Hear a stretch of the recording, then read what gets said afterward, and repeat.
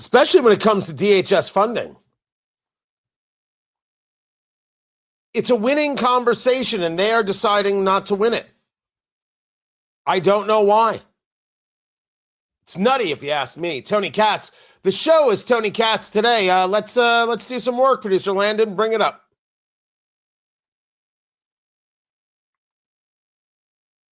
So the Republicans are doing what the Republicans do.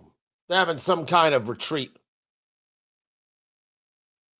They're down there in Florida. President Trump was talking to him yesterday, and they're laying out the game plan. And Speaker Mike Johnson's using football metaphors. We got a big playbook. We're deciding what plays to run. Look at me. I was the alternate mascot. Check me out. I don't know why I'm making fun of Speaker Johnson. He didn't do anything wrong to me. Anyway, this is their plan. It's a very important time. To put it simply in a very straightforward manner, our mission, our game plan is obvious. And that is that we have to defy history and grow our majority, which we will do. And we've got to continue saving the country. House Republicans are working hand in hand with President Trump and his administration to bring down the cost of living for hardworking American families. We have done an extraordinary amount of work in that regard, and there is much more work left to do. And so that's what we work on every day. And this team is committed to that resolve. I don't know about you, but I feel enthused. Someone's got to work on his ability to rally the troops.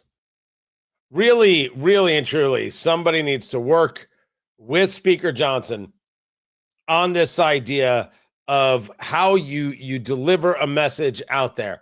We're going to lower the costs for the American people, hardworking American people. We're committed to doing that every day. What does that tell me? Give me one concrete plan and one concrete action, and then let's look for that action to be completed.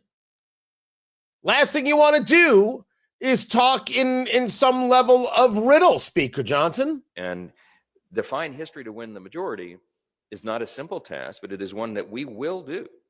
And you have to remember, because all of you track this and you report on it, you keep the progress reports, this House Republican majority has defied expectation and historical trends and conventional thought virtually every single day that we've been governing.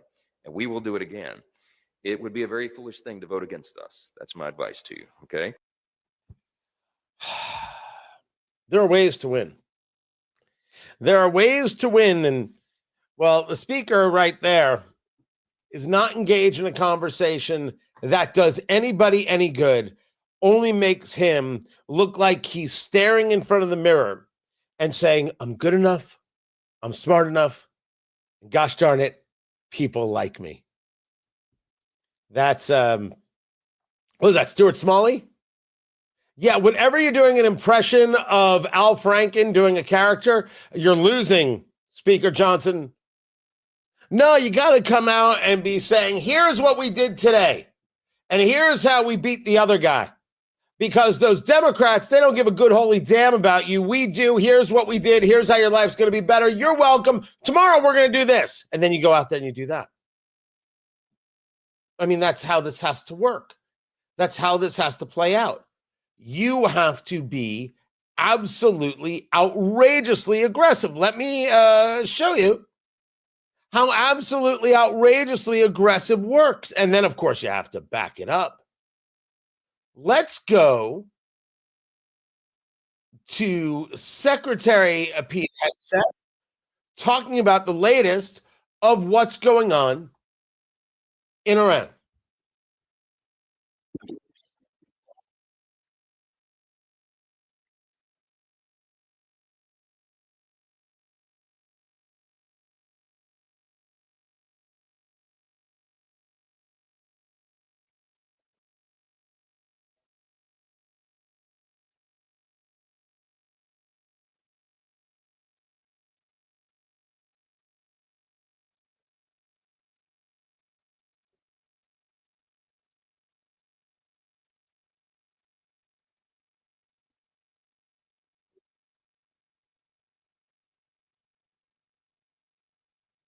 Well, I like that.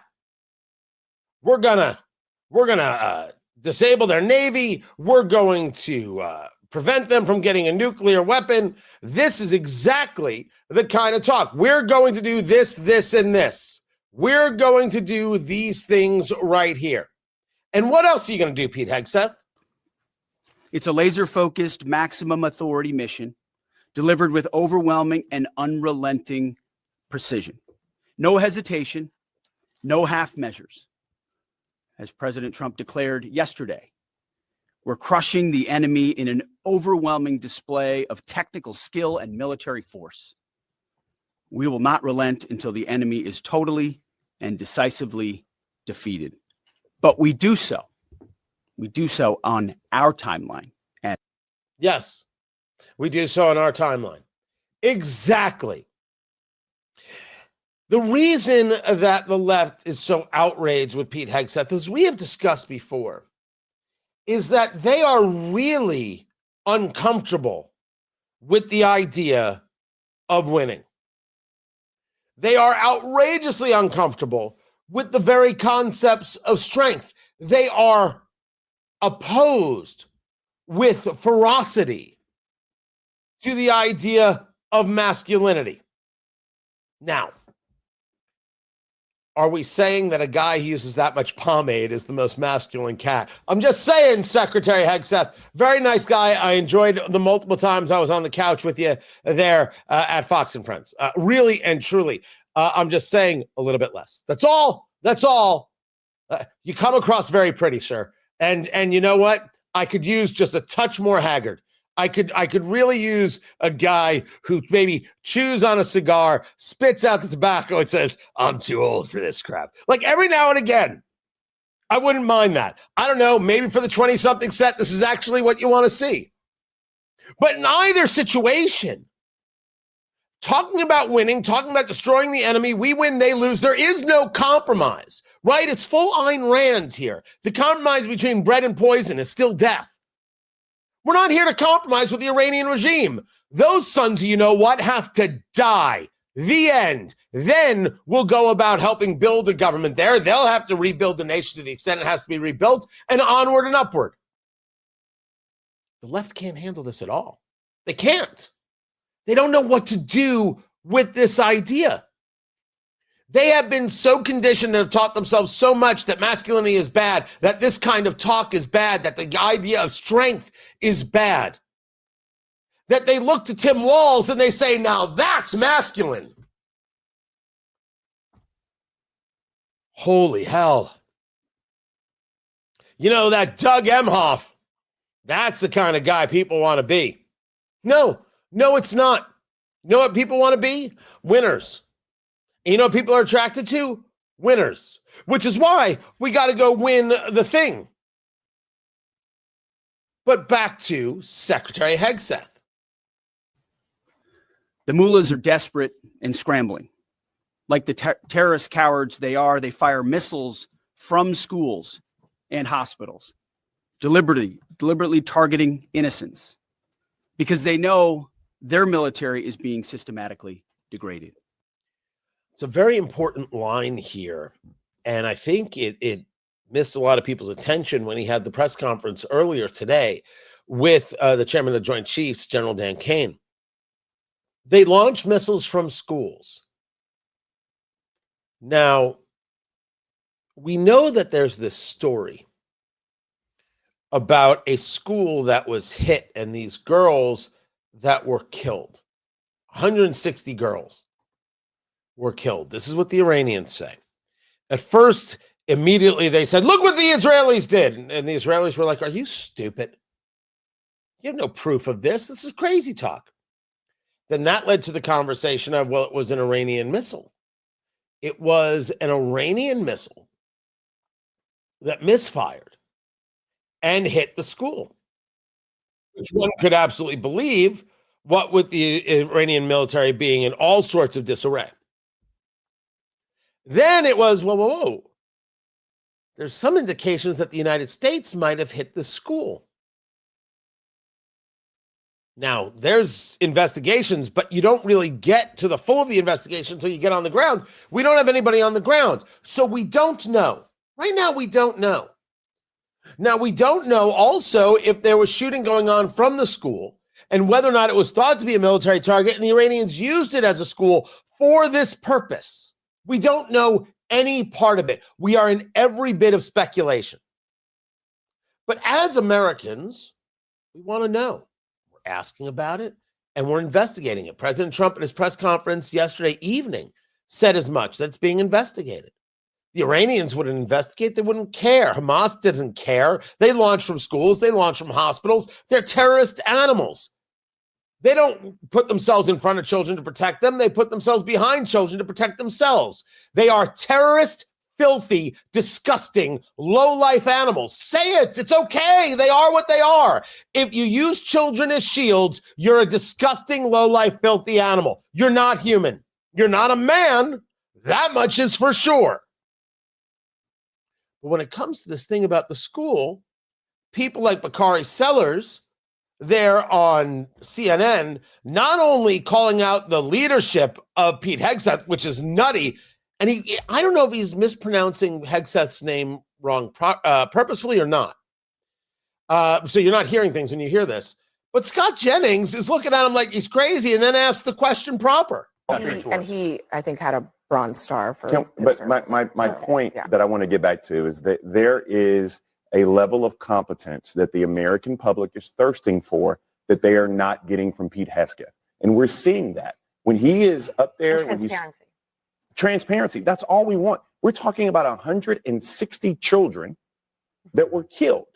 All we want is an honest answer that comes from you and the president of the United States. This isn't politics. This isn't Lindsey Graham versus Cory Booker. This is just tell us what we're doing, because we have 7 soldiers, as Abby corrected me last segment. We have 7 soldiers who've died. We have 160 children who've died. We understand that this is the fog of war. However, we want a level of competence from Pete Hegseth that we're not getting. I do think that we are What going is to incompetent know. about this military operation, in your opinion, in your expert opinion? I don't. First of all, I never served. Then let me You're start quick by to say saying this is that. incompetent. No, I want to know no, what's no, incompetent. No. I think Pete Hegseth is incompetent. Why? I think What's happening? Because he has an inability to tell the truth. What did I he say? think that- I What think did he say that was false? Because we know what happened. No, we don't.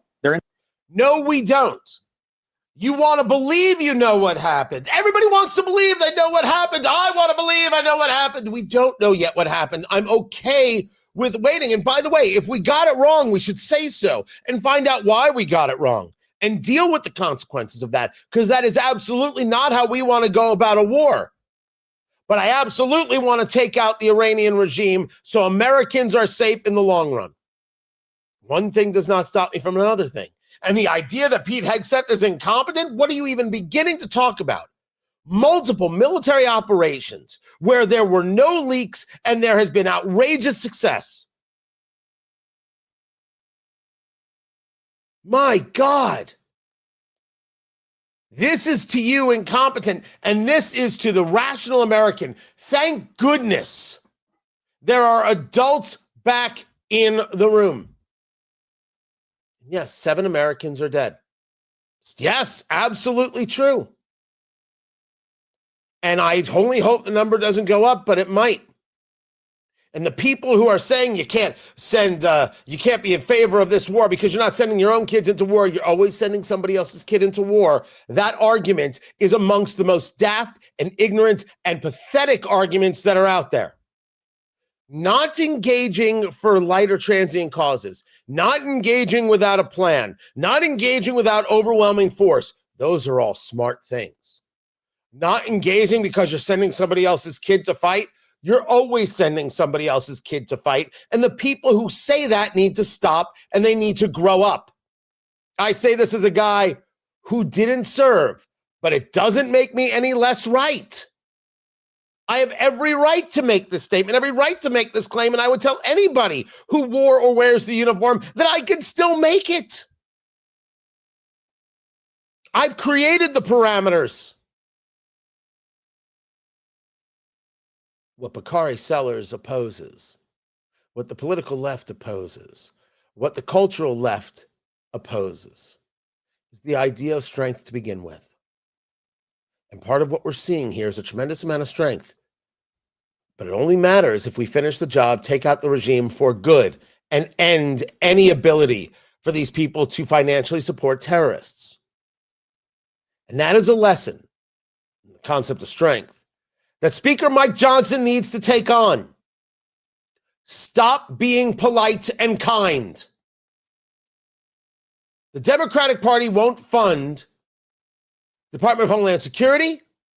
They don't believe that ICE agents should be able to do their job and remove illegal immigrants. They do not care that Americans get killed. They don't care about how you are delayed or possibly endangered because of what's happening at airports.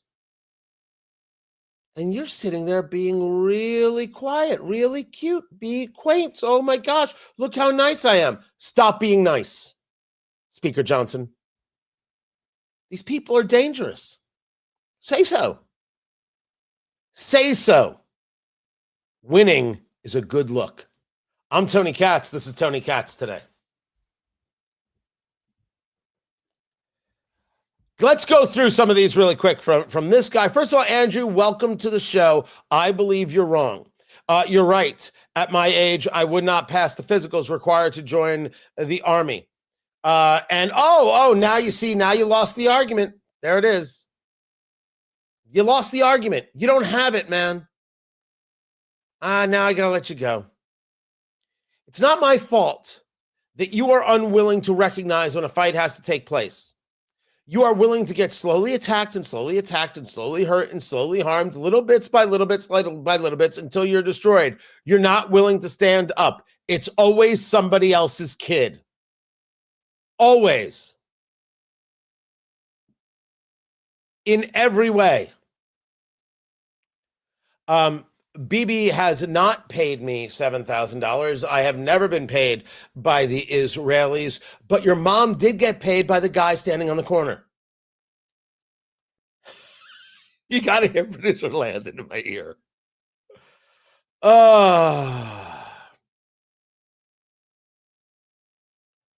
Now, Hegseth used Signal. Remember the Signal chats? You're absolutely right. He did. And it was a system that was authorized by the Biden administration, and he used it. He shouldn't have. He shouldn't have. Stay out of people's countries. I agree with you. I agree with you. And the Iranians should stay out of supporting terrorists. Just that easy. Just that simple. Oh, did I get through all the crazy? Yeah, I did. Good. Not angry. I want the political class to fight proper. Why are they being sweet? Why are they being kind? Why are they being nice? Don't be. My gosh. I don't think that there's a value to that.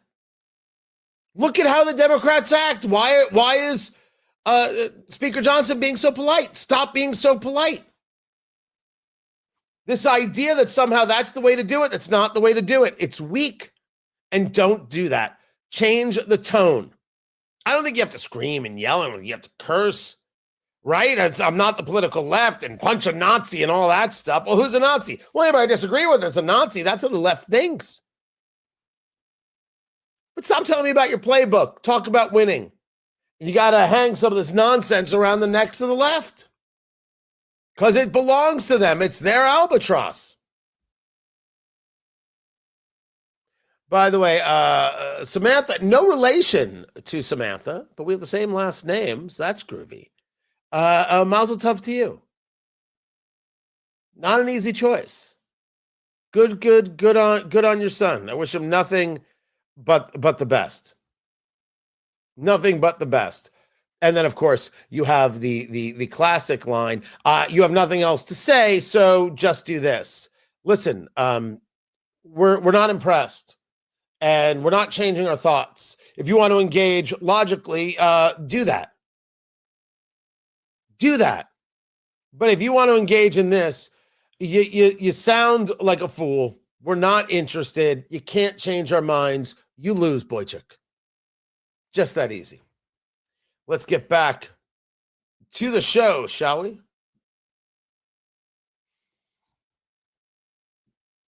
Oh, I do have to do that Cory Booker story.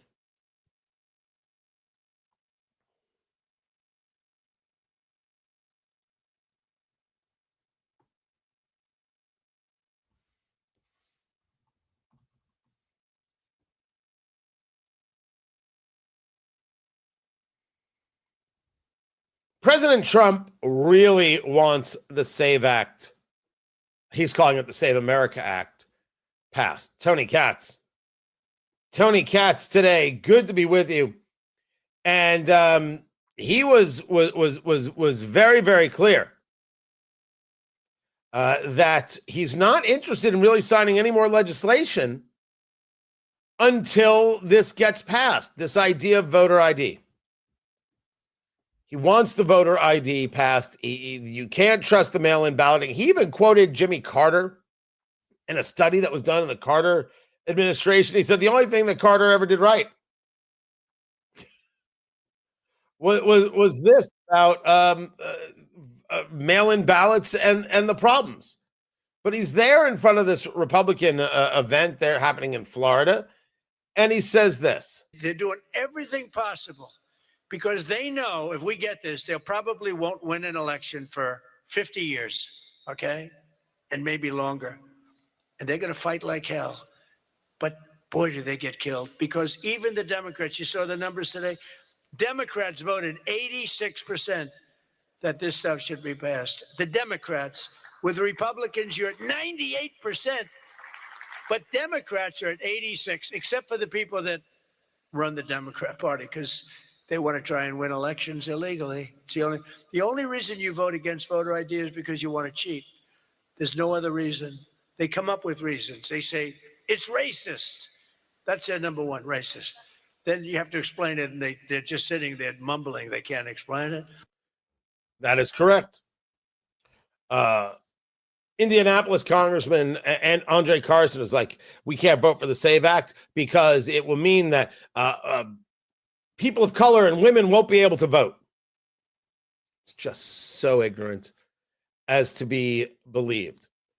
But this leads to the conversation of how do you get this passed? And the only way you get this passed is the removal of the filibuster. And I was on Newsmax earlier today and having this conversation, and I'm still opposed to removing the filibuster.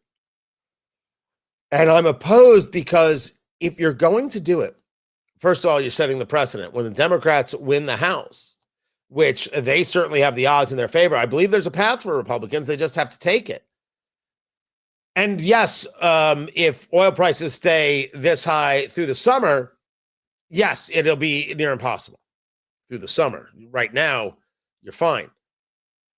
But you have to say, okay, if we're going to get rid of the filibuster, well, we're going to start with the Save America Act, as President Trump's calling it. And then we're going to move on to this, and then we're going to move on to this, and then we're going to move on to this. And then what is the whip count? And how many votes do we have here? And what are the votes in the House? And how many votes do we have to have there? And what do we need to do in order to make sure the legislation, when the moment comes, can actually be passed? Otherwise, what's the point of it all? And I don't believe Republicans have the logistical capability to do it. Democrats do. I don't think Republicans do. This would shock me. And that's why I don't favor the removal of the filibuster. But this legislation, call the vote. This is Tony Katz today. And one of the reasons I favor calling the vote is because I want to put Democrats on the record. I want to put Democrats on the record of saying no to voter ID. That's what I want. Now, I am constantly conflicted about whether or not I should be talking about Zohran Mamdani.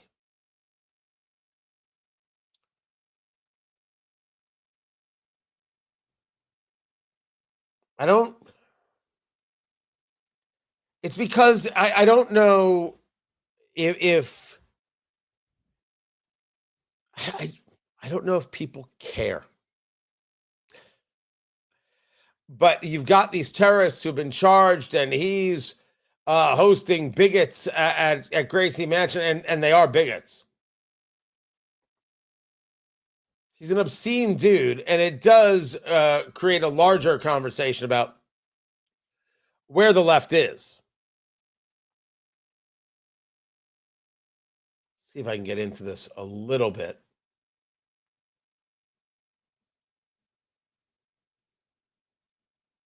Oh, and then I've got Joy Behar.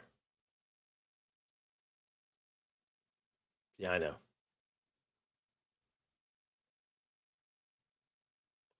I know.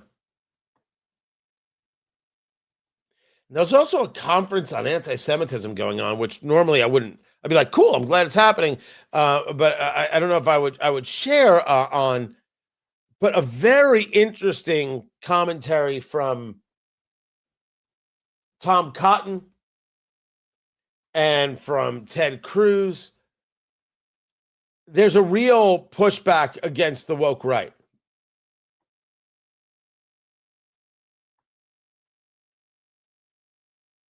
And so I'm happy to see it and want to be supportive of it.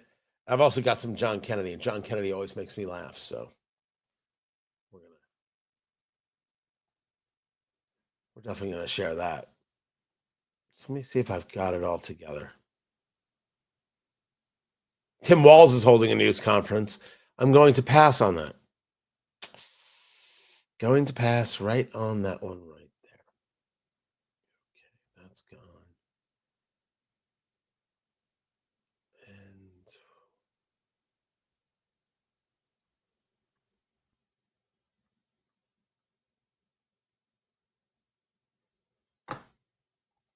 see.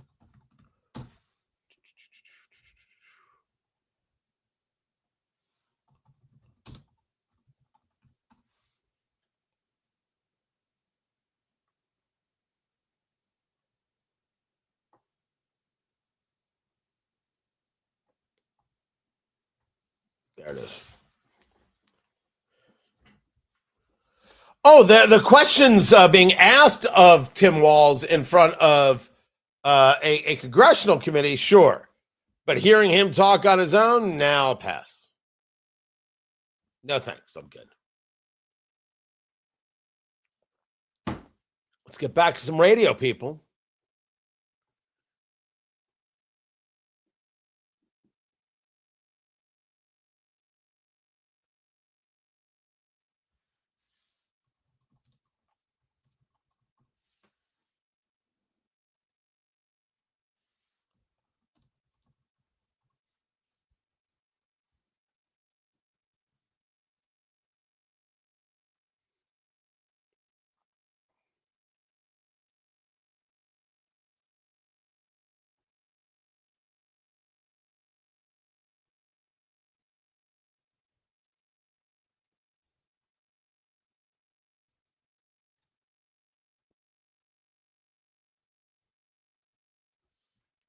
Senator John Kennedy is a gift. And anytime you can hear this man in his questioning, you should enjoy it. Don't you think your hyperbolic statements undermine your credibility? What hyperbolic statement did I make?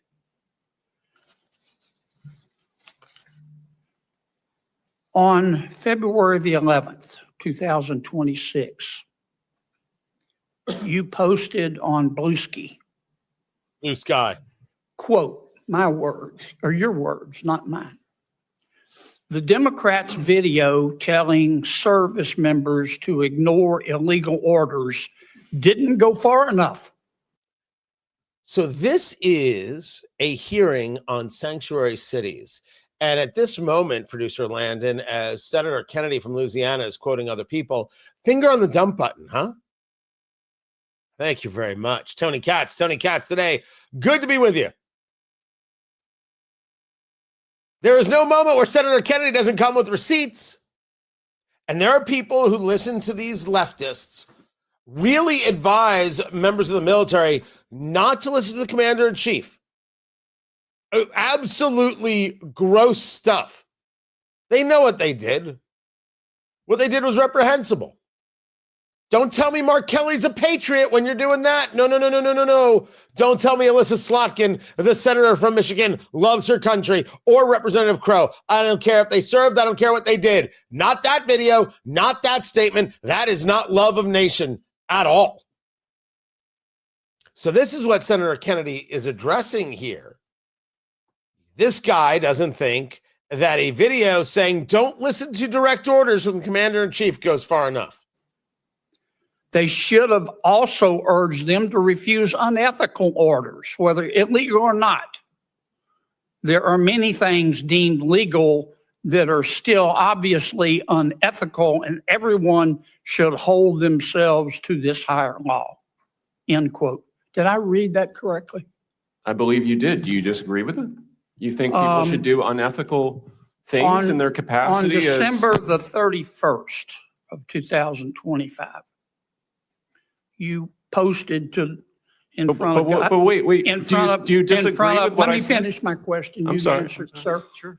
In front of God and country, you said, quote, they, referring to Republicans, think they can troll their way into us accepting ethnic cleansing.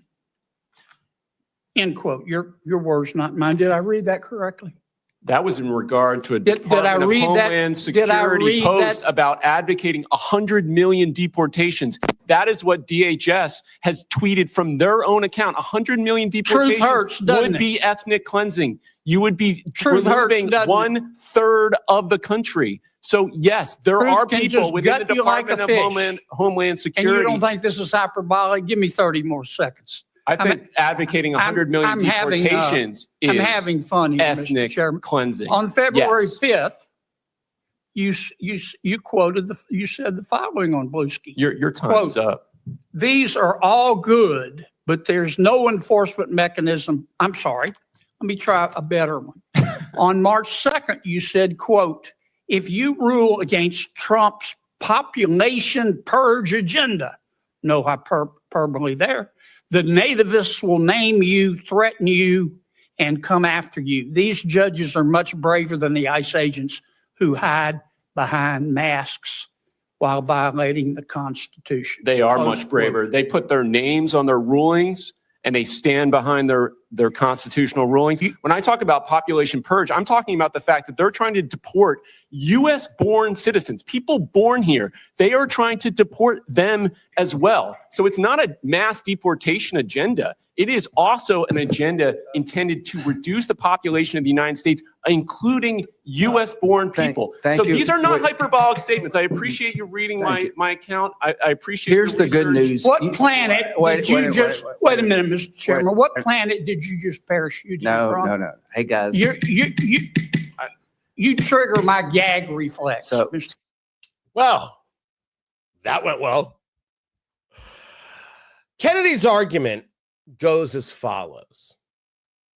That the speaker there from the Cato Institute is engaged in hyperbole in his statements, not a reality regarding what has happened to the nation and whether or not we should be following the laws. What his name is David Beer, I believe is how I pronounce his name. What David Beer is arguing is that actions being taken by the federal government are improper. Now, these judges are not brave. They're not brave. They sign their name to a thing. They're not brave. They sign their name to their order. That's not the bravery. When they are protected by the law enforcement that they seem to want to attack or find reprehensible. I actually think there's a really good conversation here, although I do adore Senator John Kennedy, because his point is valid. His point is that you're not engaged in a conversation about the actual subjects. You're engaged via the Cato Institute in a full-on smearing of the enforcement of the laws on the books. And that's a valueless proposition. This happens often. And I do think Cato has a very odd look at in some places on immigration and how they have presented themselves and represented themselves over the last few months, if not the last few years, but I'd leave that to others to go back in history and check. The mayor of New York, Zohran Mamdani, where there was a terrorist attack, and this terrorist attack, you had two guys from Pennsylvania in full support of ISIS throwing an IED at those who they disagreed with. I don't care if they were good guys or bad guys who they disagreed with. It doesn't matter. These ISIS-supporting, inspired terrorists threw an IED, created it, lit it, threw it. Luckily, it didn't go off. Their families, coming from other countries, living in America, living a very seemingly nice life out there in Bucks County, Pennsylvania, which if you've ever been to Bucks County is very, very nice. Then you take the walk, you can take the walk over the river to Lambertville, the whole thing. I've done it more than once in my life. It's lovely. Grows up in America and is still radicalized by ISIS.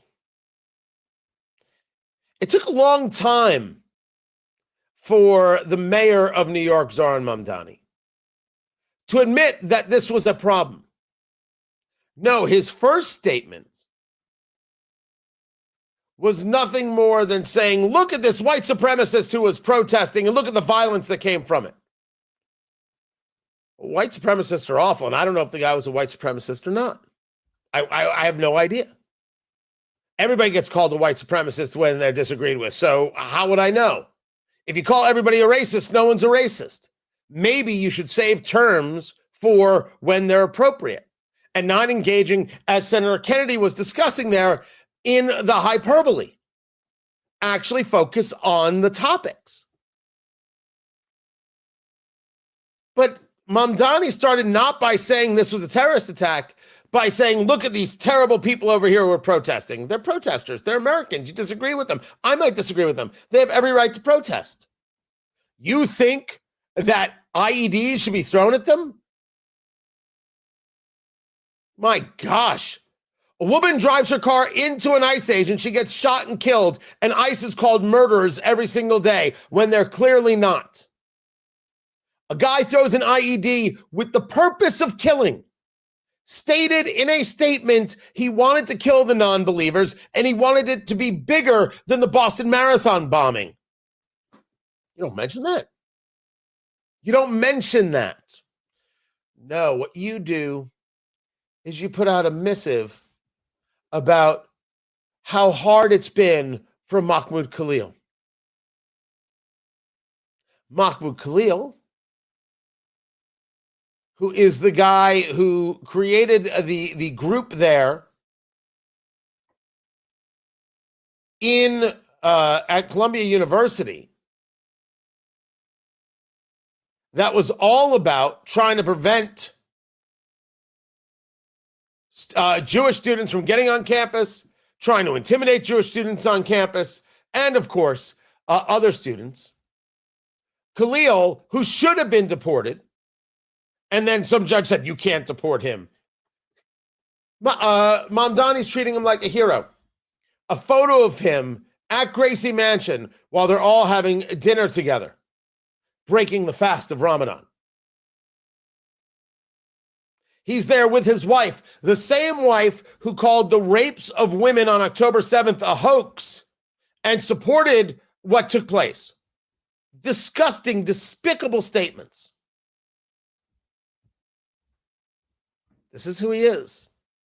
And I am told, and the reason I bring it up, because I do question whether I should bring up things involving Mamdani, because the vast majority of us don't live in New York, and honestly, screw New York. They don't need to, they don't run our lives. They don't control their lives. They only think they do. God, most of them make us sick. Why bring up what's happening in New York? And the answer to that question is that we were told that this guy is the future of the Democratic Party. we're told that this guy is the role model. This guy is the blueprint. This is a guy who associates with the worst and seems to defend the worst. We have a problem with Islamists in the United States. We shouldn't pretend otherwise. If we're going to discuss problems with white supremacists, you go right ahead. I'm discussing the problem with Islamists. I argue we could discuss both, but some people won't discuss both. And I've got the mayor of New York here who won't discuss both and wants to break bread with a guy who is absolutely hell-bent on attacking Jews. And it's his group that had put out that statement on social media, Death to America, and they still stand behind it. And Mamdani, the mayor, says, hey, come, let's eat together. Some people are afraid of these subjects. Some people are afraid of noticing.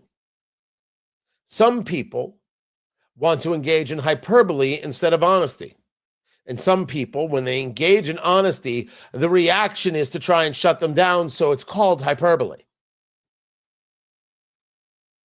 Zohran Mamdani has very, very odd standards, and they are simply standards that don't work for a society that values safety and security and values everybody being able to walk down the street safely. Those are the facts as presented. I'm Tony Katz, and this is Tony Katz Today.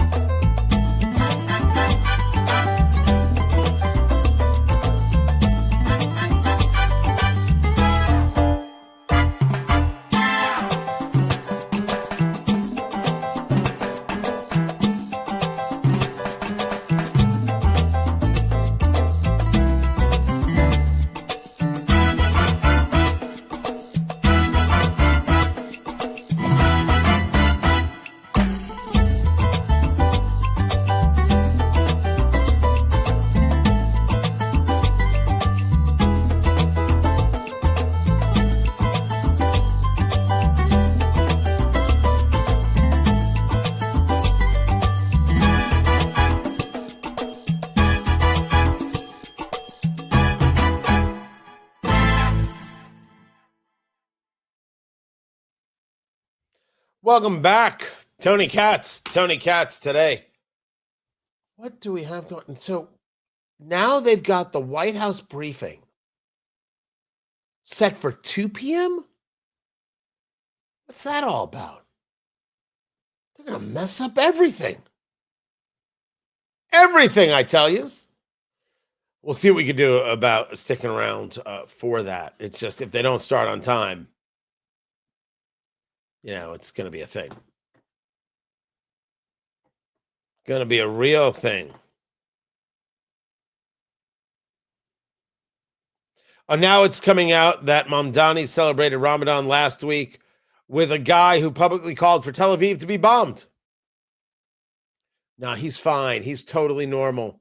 No, good on you, New York. You are so brave. So incredibly brave.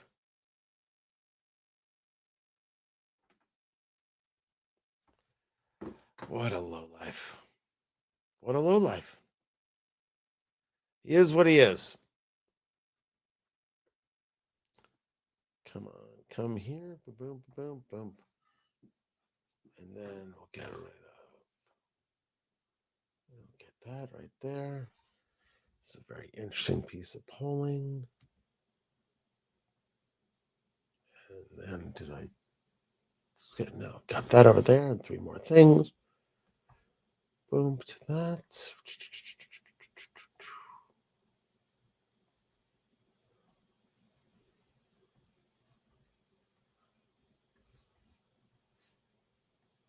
Just getting everything together, guys. Sorry. Don't mean to be not talkative.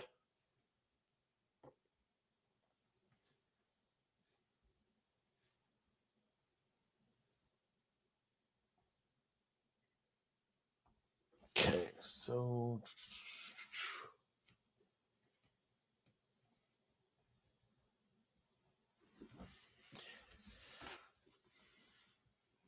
yeah, the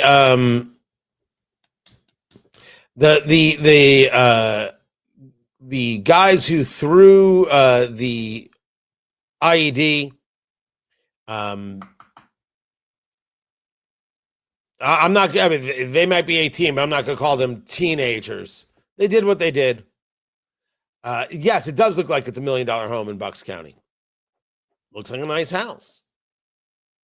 From every conversation or every reporting, they grew up in a nice life.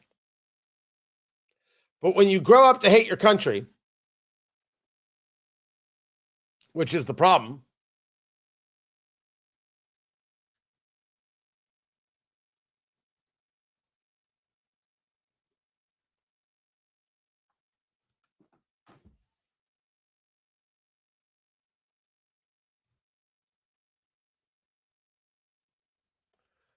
so someone in the chat room, as we're live streaming on YouTube, noted that these terrorists who threw the IED in New York, it looks like they came from a nice home. Yes, Bucks County, Pennsylvania, very nice spot outside of Philadelphia. Tony Katz today, yet they grew up radicalized and wanting to kill Americans and supporting ISIS.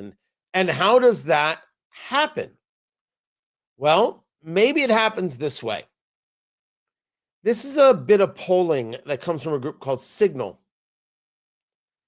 And in this polling, it takes a look at, after 250 years as a nation, do you believe the United States continues to be a force for good in the world?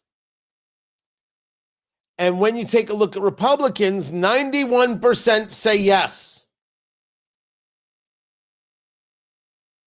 And when you take a look at Democrats, 47% say no. I'm sorry. Did I say 47? I meant 69. 69% of Democrats say the United States is not a force for good. Well, if there was ever a reason not to send your kid to public schools or to the Ivy Leagues, there you go. You think that is based on, well, I've read the history and it turns out no. This is what happens if you read the history from Howard Zinn and not Gordon Wood. It makes you stupid. Now, if we're going to say it nicer than that, to the extent that we should say it nicer than that, this is what happens when you're indoctrinated by people who hate the country. When you have allowed progressivism, nay, communism, to be the dominant force in academia. This is what you get. When you teach that America's evil, America's racist, America's bigoted, well, then you have to do away with America. So stop sending your kids to public schools, stop sending your kids to the Ivy League, and stop sending your kids to certain colleges. Start loving your kids more than the peer pressure to, well, you want them to be socialized normally, right? Do you think this is normal socialization? Because I sure as hell don't. This is Tony Katz today. It's ugly stuff, guys. Ugly, obscene stuff. Very, very dangerous. So here's what we've got going on. Now, I am very surprised that's a 2 p.m. briefing. I don't know what's going on there. I do have some stuff that I did want to share, but I think I'll get into this. I think we'll be all right. So Landon, we'll hold on that and we'll just keep on going. So here's what we're going to do. We are in the commercial break right now for the radio show, right? We're in the break. So we're going to take the radio break here. And really quick, for those of you who know some of our fantastic sponsors, like Defiance Beef, right? We're talking about incredible steaks, incredible burgers. The ground beef is unbelievable, 21-day aged. The flavor is magnificent. Cut to your specifications, quarter cow, half cow, full cow. They also have some special deals, but on any of the quarter halves or full beefs, you use Eat, Drink, Smoke at checkout, you're going to get $150 off your order. And right now, they reached out to me this morning. They have some quarter cows that people couldn't get, and they're ready to ship right now, and they are discounted. And if you email me, Tony@TonyKatz.com, I will, if they've still got it, I will help you get it. Tony@TonyKatz.com. So get a deal on a deal for being here with the show. Just that easy to do. DefianceBeef.com. Use promo code Eat, Drink, Smoke to get $150 off your order. You can email me and see if we can get you that extra 15%, which is not a bad deal whatsoever. It's an incredibly good deal. We're in radio break, so we'll take the break right here. Smoke them if you got them. We'll be back in a little bit.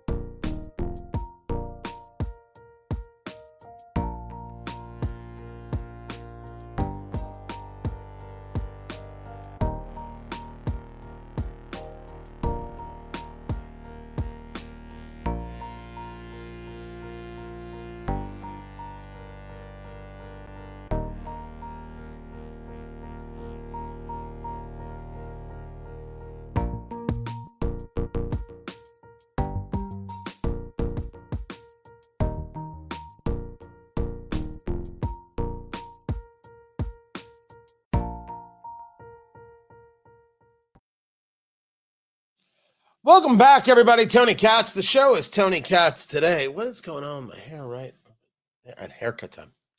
I think that is it. Good to see you. There was a comment that I did not understand. So this is the hive mind in action. The culprits were Muslims that threw bombs toward an anti-Islam protest near the most progressive elected house. They were radicalized by the left. All right, maybe I'm misunderstanding you. But yes. Well, what do you think they were radicalized by? If you want to argue it has nothing to do with the American left and it has to do with other sources, okay. I'm willing to concede that point.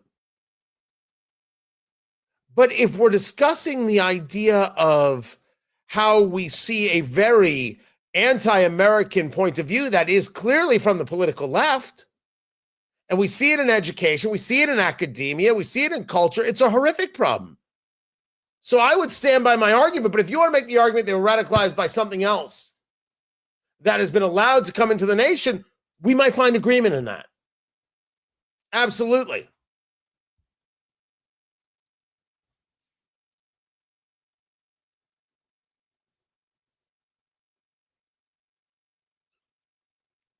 We are taking the very, very wrong approach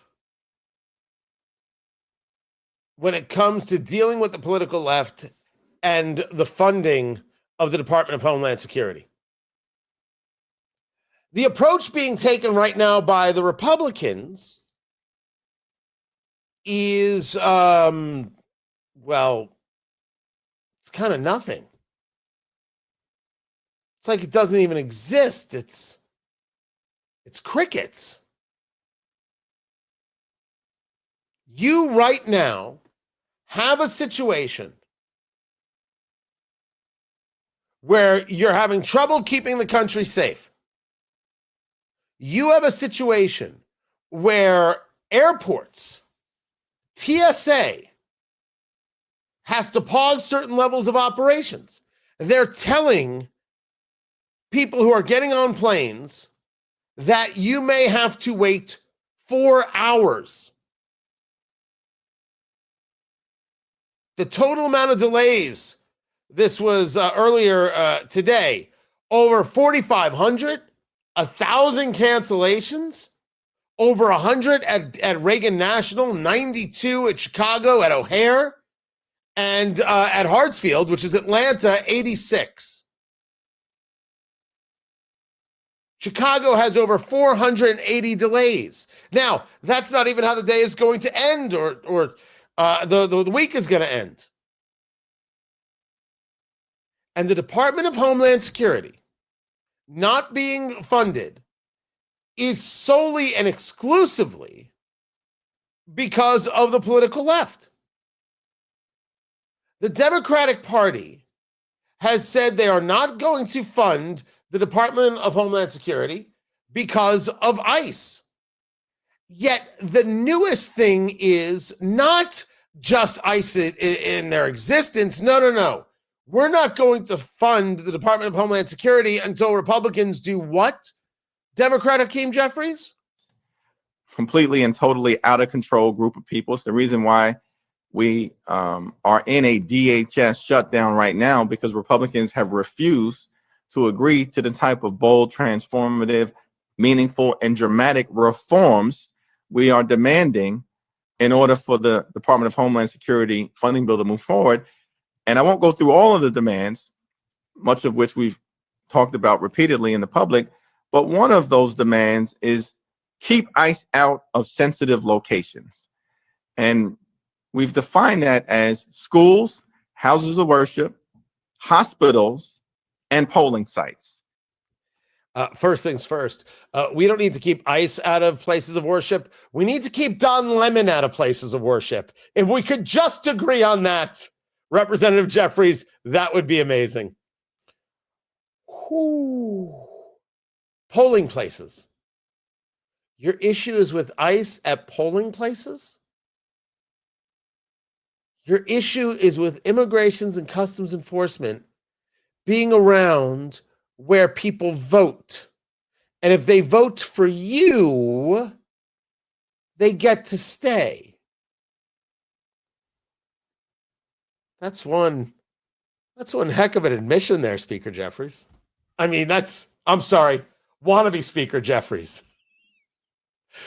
I'm working very hard to make sure he is not Speaker Jeffries.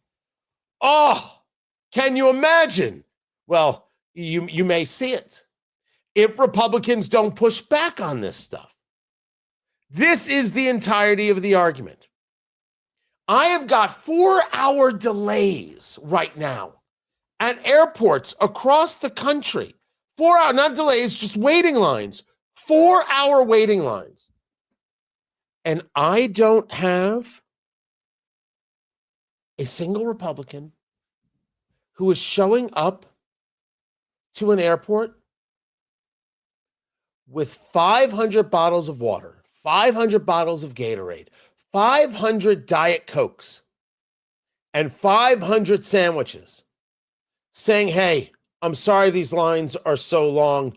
Democrats won't fund Homeland Security. These guys are ridiculous. We're trying to work with them, but man, they really don't care how long you wait. Anyway, sorry you guys have to wait. Here's lunch. It's on me. I'm sorry. By the way, I paid for this with private funds, not government funds. Here you go. It is really awful what the Democrats are doing. You know how unsafe they're making the country right now? We're already talking about sleeper cells in the United States, and there's Democrats not funding Homeland Security because they think people who are here illegally should vote. Now, wherever you are on ICE, people who are here illegally shouldn't vote. We can all agree on that. It's disgusting what they're doing. Hakeem Jeffries is allowing this to happen. He leads the Democrats in the House. It's really gross, and I'm so sorry this is happening. So here, I wanted to get you lunch. I know it's difficult. You got the kids. Oh, the kids look great. I hope you guys get to go on your vacation and have a good time. Maybe go see grandma. It's terrific. So eat. And again, so sorry Democrats are doing this to you. Shame on these Democrats. I agree with you wholeheartedly. You can't do that? Why can't you do that? Honestly, Republicans, what the hell is wrong with you? Why aren't you doing that? Where is the conversation aggressively discussing the insanity of this move and how they are endangering the country? Where is it? The answer is it's nowhere. The answer is it's nowhere. And this is the problem. Republicans can't win this way. Republicans think that being nice matters, and being nice doesn't matter because the Democrats will lie about everything, anything, anywhere, all the time, and that's not hyperbole. We have seen this repeatedly. I don't want you to lie. I don't want you to make up a thing. I want you to discuss what it is that's happening.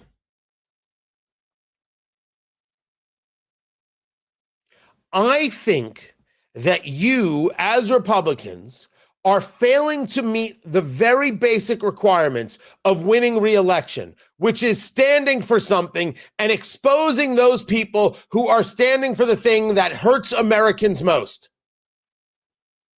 Why won't you do this? Look what I offered up. People who are online, waiting hours to get through TSA, hate everything and everyone. And their kids are cranky. I think a sandwich and a Gatorade might help.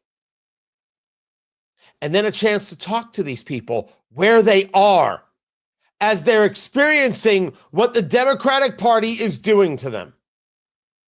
I think it would be helpful if you explained quite clearly that every time we are unable to have the patrols out there regarding American safety and security, what comes next? The blood is on the hands of the Democratic Party, and say it that way, and say it to Hakeem Jeffries' face. I think about this often. This back and forth that Hakeem Jeffries had during the first shutdown with it was Representative Mike Lawler, Republican from New York. And Jeffries is all sorts of tough guy. Jeffries is finger in the chest. Go right up to him. Who are these people? Now, if you ask me, do I want this? Holy crap, do I not want this? I want members of Congress to be normal. I want them to debate. I want to win more than I lose. And then I want to do it again tomorrow. You think I want posturing and screaming and the level of tough guy in this? No. Who in the bloody world would want this? But this is what they do. This is where we're at. This is what's happening. So Republicans have a choice: fight or lose. This is the argument: fight or lose. The Democratic Party is doing this. Over there at The View, yes, the Democratic Party is The View, and The View is the Democratic Party. What else do you think is going on there? This is the argument being made by Joy Behar. And you say to me, Tony, that doesn't count. How many women watch The View? How many people watch The View? How many suburban liberal white women watch The View? You don't think it's informing opinions? Oh, okay. Oh, God. Didn't he just say it's both? Yeah. Yeah. Okay. You speak with forked tongue. Like Snake. Does it seem like we're going to be getting... Well, so what does this tell you? This is mixed messages, and we're used to that, but what is your gut feel? I feel like we're living in the reign of terror. Am I the only one here to remember the French Revolution? I mean, I really feel like every day I wake up and he has created more chaos, more misery around the world. Mm-hmm. The economy is going down the toilet. Mm-hmm. Gas prices are going through the roof. World economies are suffering. And we're in the middle of this. And I feel like we're pretty much helpless to do anything because the Republican Party will not stand up to this fall. Yeah. That's all. They'll say anything. They'll say anything. The reign of terror? You are comparing today's America to Robespierre? It's insane. It is certifiable. I didn't say lie. I don't think you have to lie about a thing. I don't think you have to engage in this level of pure ignorance. I think you got to go to an airport and say, I'm sorry that you're waiting for 4 hours. These Democrats don't want us to be safe and they don't want us to be efficient. And they're costing you time and money. I'm so sorry. Here, have a sandwich. Here, have a drink. Now, if you're really daring, you would just set up a bar and get everybody a beer. Not everybody's me. What are you going to do? The problem the Republicans have is they think that fighting is done politely. They don't know how to fight. Democrats will compare the president to Robespierre and say that we're living in the reign of terror. Man, that's a real difference. Republicans think they have to be civil, but they don't define what civility is. It is not civility to stay all prim and proper and say, well, we're going to win. And we want the American people to know we're fighting for them every day. That doesn't do it. Someone please tell Speaker Johnson he's failing. I don't want to hear about how sweet and kind he is. I do not want to hear about what a religious man he is. I want the party fighting back. I want them making their case to the American people. The Democrats will have blood on their hands if they don't already because they're not funding Homeland Security. Why aren't you saying so? And the answer is because you maybe don't want to fight. That's a guess, right? You don't want to fight. You don't want to win. You talk about winning, but you don't seem to want to win. You'll let them say anything about you. You'll let them try and corner you on every issue.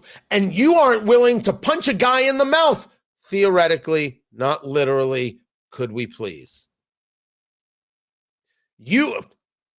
Hakeem Jeffries wants to get nose to nose. Get nose to nose. You don't back down from this guy.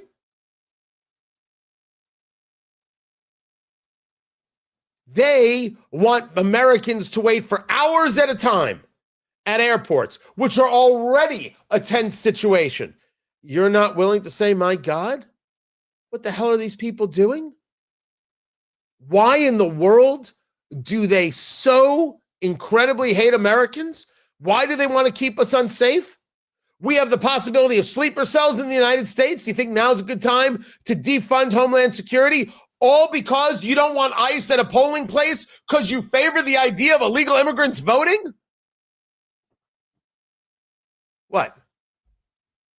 Was there anything that I said there that wasn't absolutely true? I didn't have to make anything up. All I had to do was relay what it is they're doing and not be sweet about it. But be properly what it is Americans are about it, which is disgusted. Say so. I think that Speaker Johnson has been a good speaker, and I am kind of amazed that when he got the gig, he has been able to work with it so well. But that man is not a wartime consigliere, and we need one. And the Republicans better get their heads out of wherever their heads are and find one. Tom Hagen needs to sit down. And I like Tom Hagen. We need fighters. And if they ain't going to show up, we ain't going to win. It's just that easy. I'm Tony Katz. This is Tony Katz Today.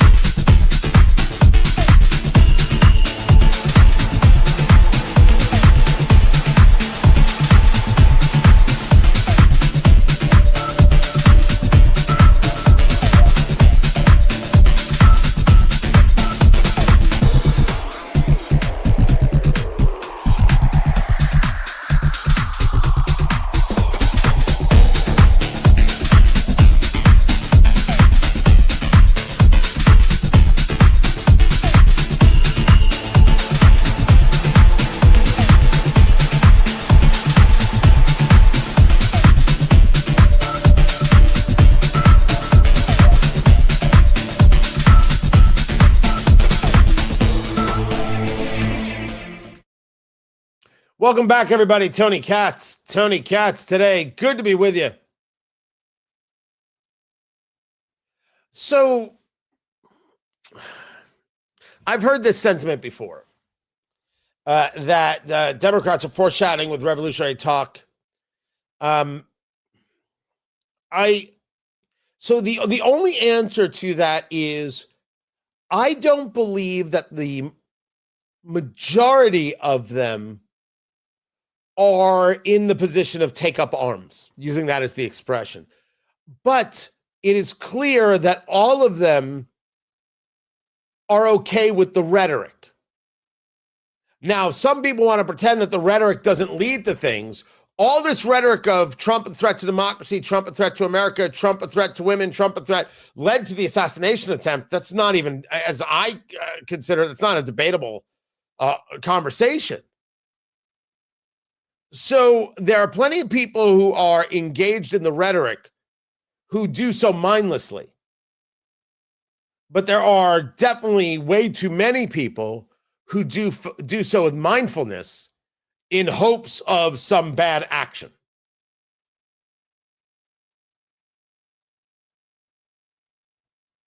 According to Penguin here, by the way, welcome to the show. Trump is making things worse for the average American, rising prices, fewer jobs, more Americans dead, and he continues to cover everything up. Nothing's getting, first of all, covering up, that's just weird. Secondly, rising prices. Well, oil prices definitely went up, but other prices have been coming down, no question. More need to. Fewer jobs. Well, you have to at least figure in what's going on with AI and the massive amount of investment there. If you're not going to be honest about those things, we can't have a full-on conversation. But covering up, that's just something you were told to say. It's a great example. That's not thinking for yourself talk at all. At all.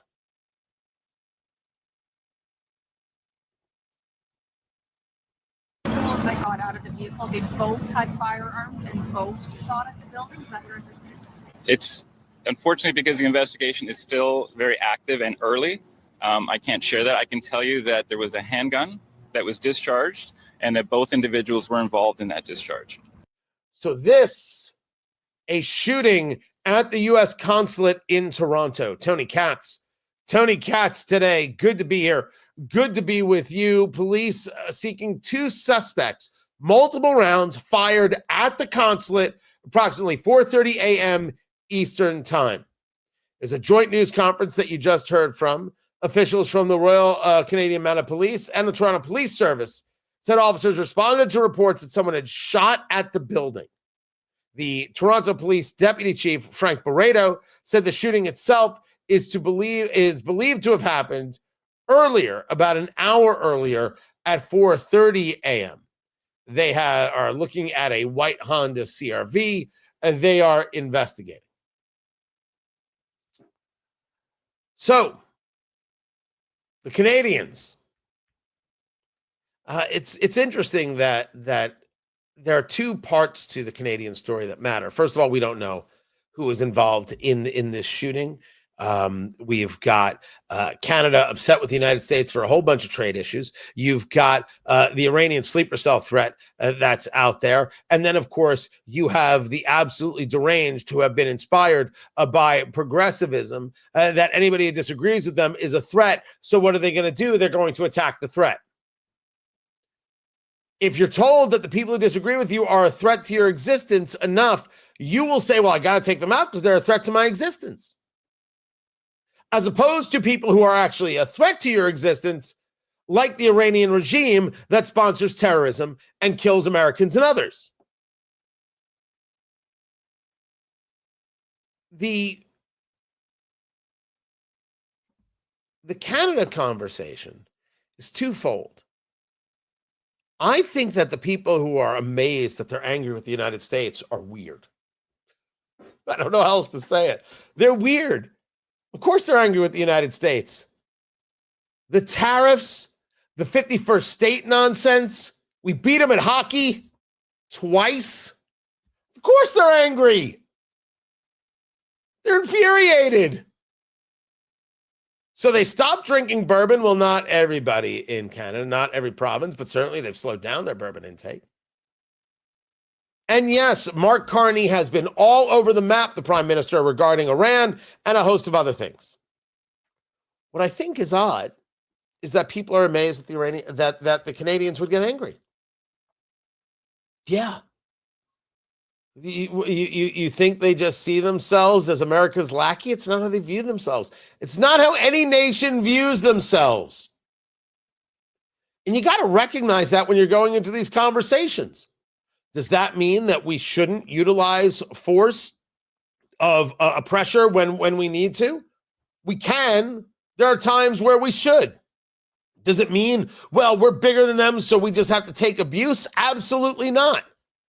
But it's a weird thing to think that somehow Canadians don't see a pride in being Canadians. Does that defend shooting at the American consulate? Oh, absolutely not.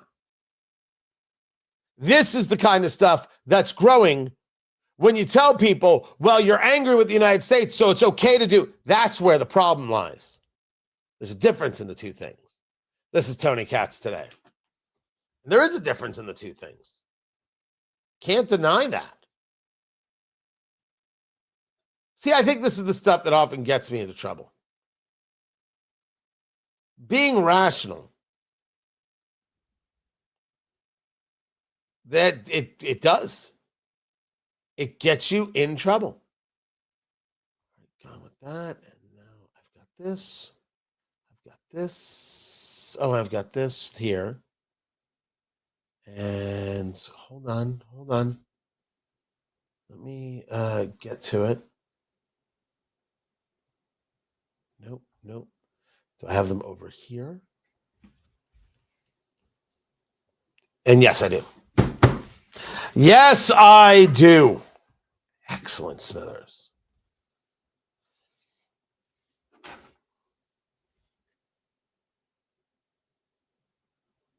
Yeah. So first of all, just are you talking to me or are you talking to somebody else? I mean, you might be talking to somebody else. I don't know. Disagreement, I'm cool with. Questions, I'm cool with. All of that. Anger and stupidity. Well, I'm not good with stupidity, but anger and the sophomoric statements and those kind of things, I'm not. But if you weren't talking to me and just engaging with somebody else in the chat room, I think that's great. I think that's absolutely fantastic. But then you call me a neocon. Why? Wait, there it is. How am I a neocon? Go on, I'll wait. How am I a neocon? Because I would disagree with that wholeheartedly. I would say, however, that MAGA's become a little more neocon. And some people might find that upsetting. I think some people are realizing that maybe the neocons had a point.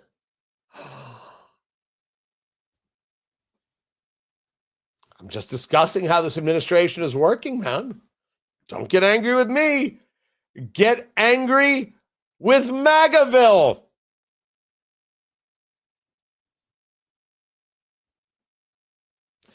You're right. I'm listening to the same Rush arguments from 2004. Well, my only problem is that I don't have Rush money. That's it. Hold on. This guy wants to send me to Iran. After we destroy the regime, can't wait to go. The argument in terms of Iran should be, why should we continue to live in a way where we are abused by, threatened by this terrorist regime? Why should we think that we can have a stable Middle East that is better for our safety and security? This idea that this only exports more terrorism, not when they lose. The argument goes to the idea of, well, we just have to leave everybody. We're the ones bothering everybody. If we just left everybody alone, everything would be fine. Sleeper cells. Do you believe they're here? Do you think they just got here yesterday? You think they've been here for 10 years, 5 years, 15 years? My point is, this war has always been going on. Iran has always been at war with us since 1979. Why is this somehow me having the problem? I think the problem is you not recognizing reality, not being honest about it, not being clear about it. Got to get back to the show.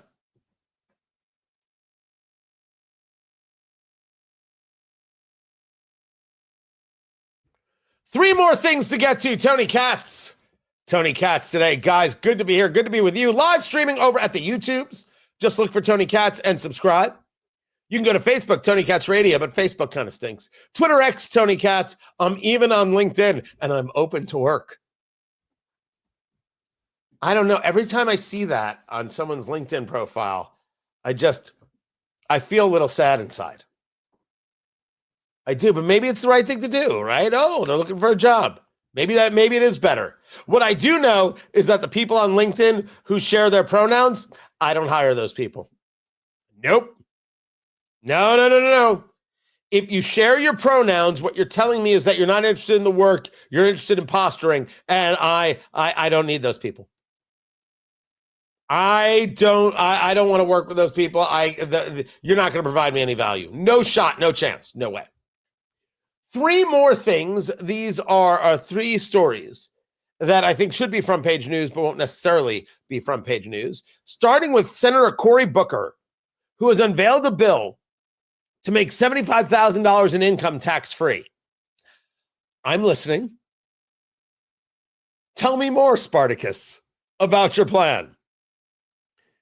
So the senator from New Jersey, he would set the standard deduction at $75,000 for married couples, $37,500 for individuals. The standard deduction right now is $32,200 for couples. So his theory is as it goes right here, American households, quote, don't pay taxes on their first $75,000 of earnings.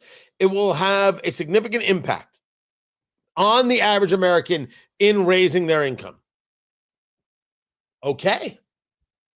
All right. I like it. But how are you going to pay for all of this? Oh, he wants to raise taxes on upper earners and large corporations. Oh, so this isn't an interesting idea. This is progressive crap. You're going to tell the people who make $75,000 and under they pay no taxes, and you're going to tell the people at whatever income range you decide that they pay double the taxes, yet everybody still gets 1 vote. I understand this, right? I've got it together. Everybody still gets 1 vote, but these people don't pay any tax, and these people pay double the tax. Where are the cuts? Where are the cuts to social programs? Where are the cuts to Planned Parenthood? Where are the cuts to everything you like?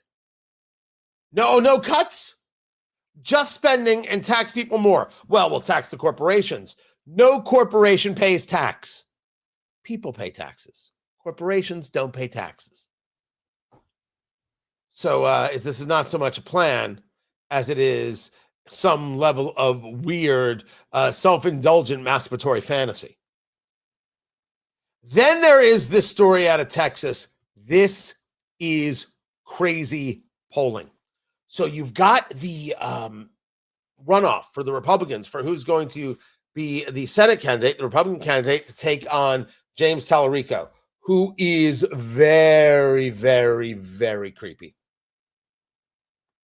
If you think this guy is a moderate, you'll fall for anything. It's Ken Paxton versus John Cornyn. John Cornyn is the incumbent senator. Ken Paxton is the former attorney general who is running for the Senate seat. And they have a runoff election. Trump has not yet endorsed, although I am told that he was leaning to endorsing Cornyn.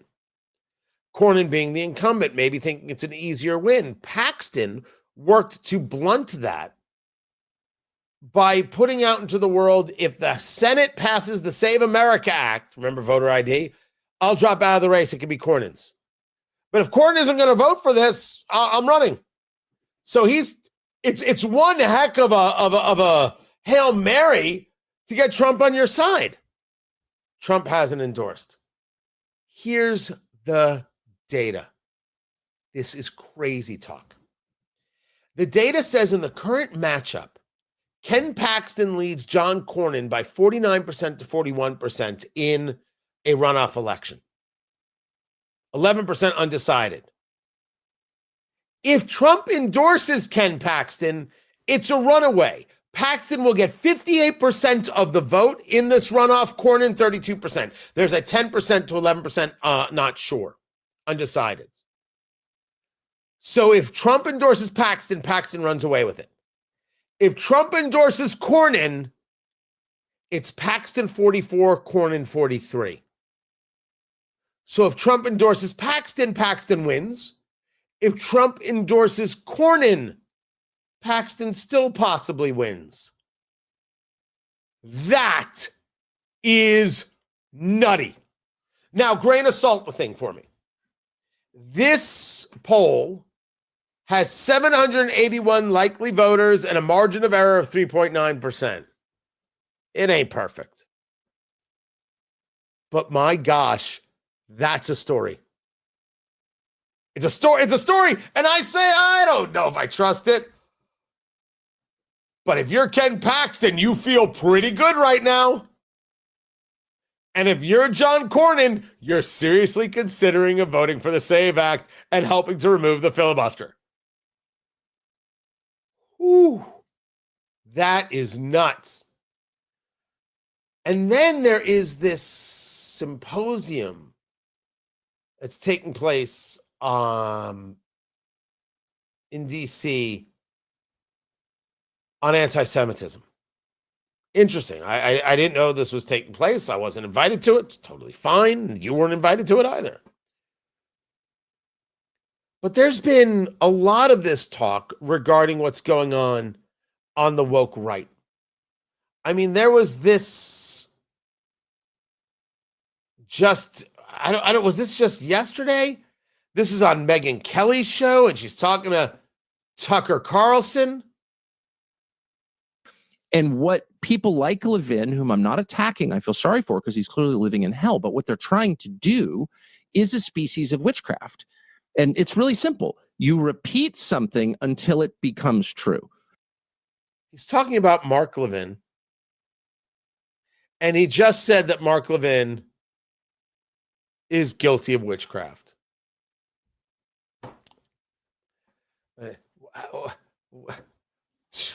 Cocaine's a hell of a drug. No, it's not it. He's not Hunter. Then I don't know what it is.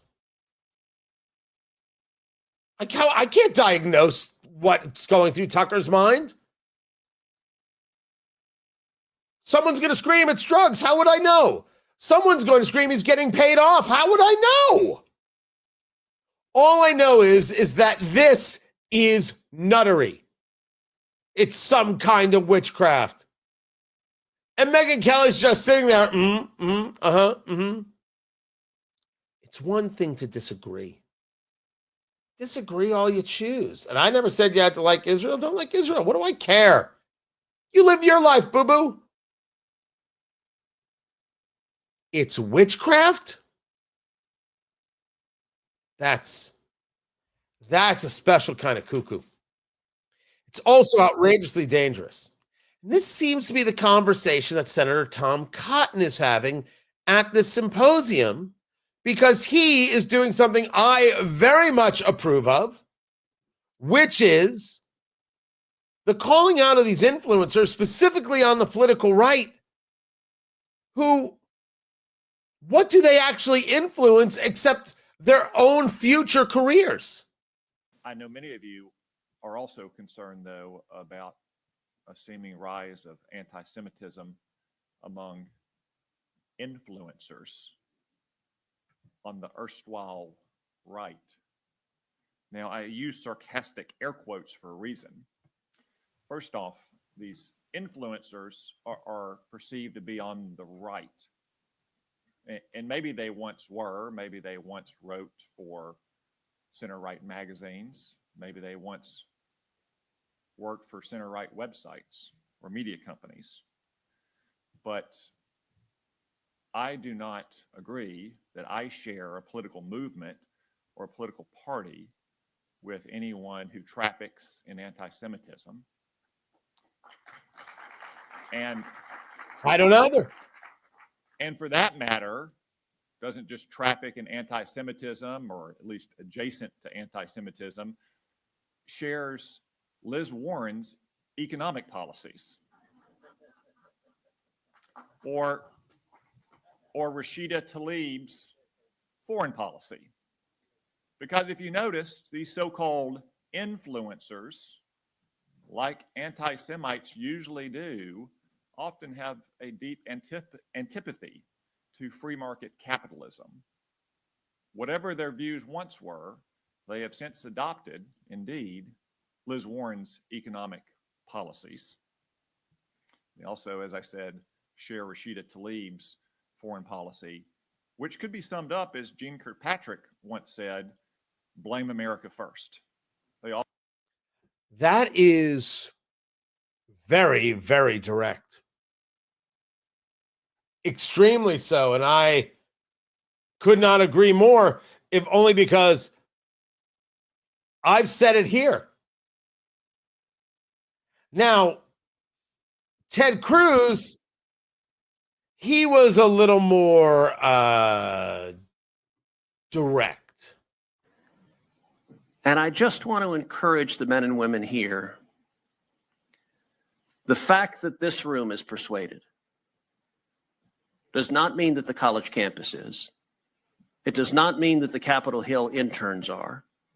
It does not mean that the interns at Heritage and CPI and every other conservative institution in this country, that they're persuaded. Understand that this has been an operation with money behind it. Qatar is spending real money. By the way, Tucker also now is a Qatari real estate owner. He's purchased a home in Qatar. He's literally become a vocal proponent of Islamists. And by the way, to show you just how anti-Semitism leads to anti-Americanism, what is Tucker saying this week? He's saying Donald Trump has called for unconditional surrender in Iran. When you surrender unconditionally, what it means is that soldiers can rape your wives and your daughters. And so if Iran surrenders to America, American soldiers will rape the women in Iran. That is a grotesque lie. And by the way, American soldiers have not done that in any war we have fought. And yet Tucker is willing to impugn the entire American military. And then he also says the other way to do it is we can drop nuclear weapons on Iran. And he says, I believe we're getting ready to nuke Iran. That gives you the sense. By the way, right now, the Iranian TV is playing Tucker's show across Iran. The Muslim Brotherhood is tweeting out Tucker's show. They have decided he is the most effective spokesperson for their message, which is that America is the great Satan. And I will say one thing also that this room should do is follow the money.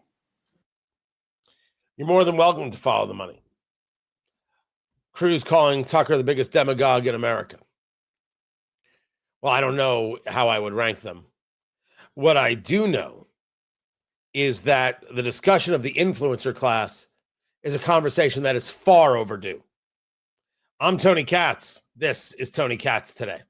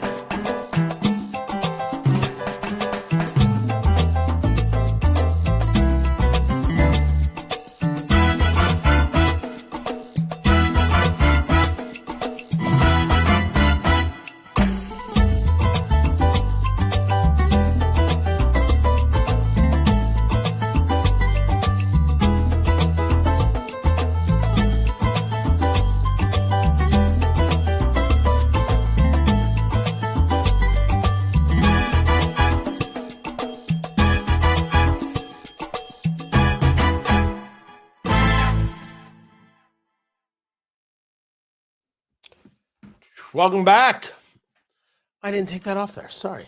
There we go. Boom. So what are the odds, Producer Landon, that the White House briefing is going to start on time?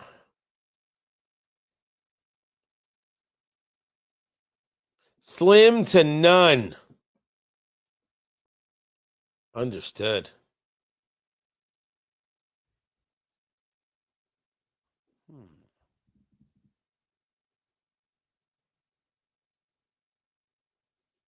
Really?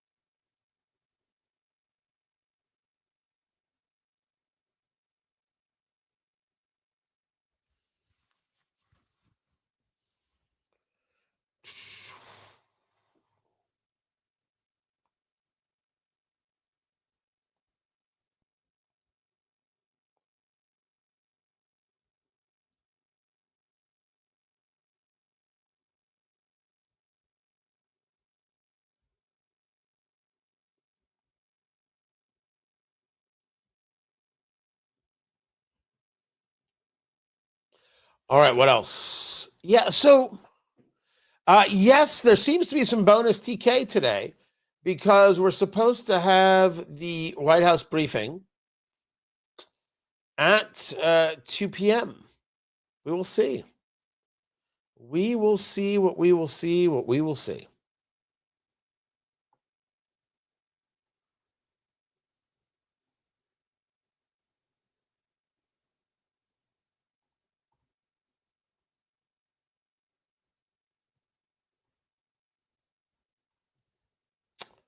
Let's see what else we've got right here. Come back in 1 minute.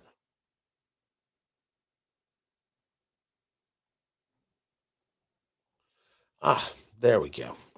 Now we got it.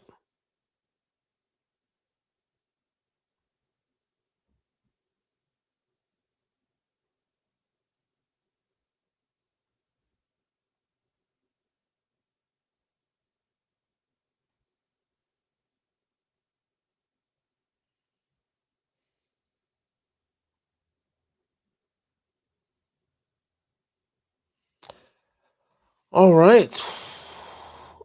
Coming back in 30 seconds.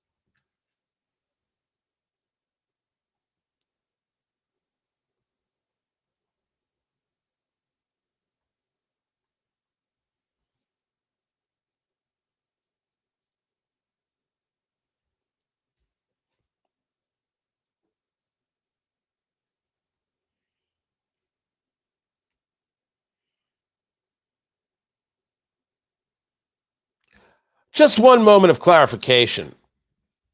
Clarity, maybe not clarification. I have no idea if Tucker Carlson gets paid or not from Foreign Nation. I have no idea if Tucker Carlson does X, Y, or Z in his own recreational time, and I am not making any allegation of the sort. I will discuss his commentaries and discuss the fact that he seems to be a much different guy, and I don't know why, but it's messed up stuff, and I'm going to say so. Why it's occurring? No clue. And any allegation that's made out there better have some level of proof. Better have proof. Otherwise, don't make the allegation. And I am making zero allegations. Same thing is true about Megyn Kelly. Same thing is true about Dave Smith. Same thing is true about Candace Owens. I have no idea. Zero allegations as to why. I'm only going to discuss the what is. Although I will say about Candace Owens and the insanity that she has now engaged regarding Erica Kirk. I think it's very acceptable to ask, was she in love with Charlie Kirk? Was Candace Owens in love with Charlie Kirk and upset that he went in another direction? It's just so nutty. But everything else, dollars or substances or anything, there is zero allegation from me. I'm only interested in the insanity of their arguments and trying to do my best to tell the people who are watching that stuff, there's nothing here. This is not of value. At least listen to some other people. Don't buy into this as the 24/7 thing. Iran's not a threat. According to the IAEA, Iran had uranium for 10 warheads before the bombings took place. Oh, really? So they could enrich uranium to be weapons grade? Don't let the Obama bros know that in their Iran nuclear deal. I guess that didn't work. See? That's all I want. I just want people to hear honesty. This is Tony Katz today. So, just want to make sure. I didn't want anything to sound like I was making an allegation, because I'm not. Because that's a messed up thing to do. And like when people diagnose, when they do this about Trump, it was wrong when people did it about Biden. All I could say about Biden is I'm fully aware that something ain't right there. I am fully aware that something's not right with this guy. That's all I could do. I got eyes. I notice things. Something ain't right. Something ain't right.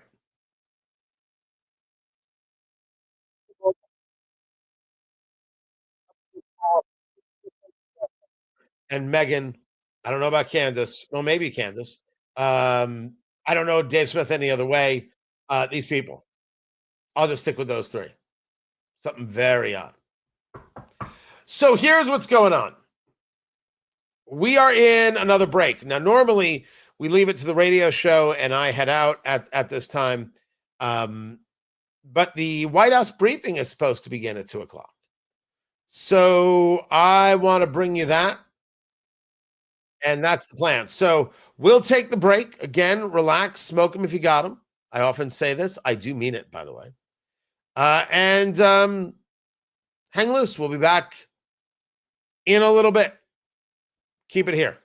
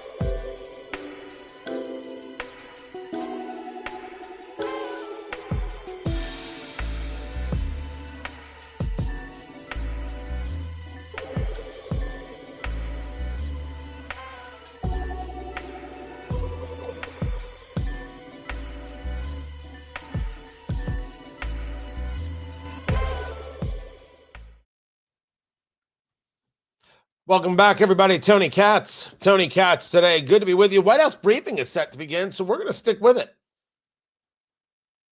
Try and get that to you.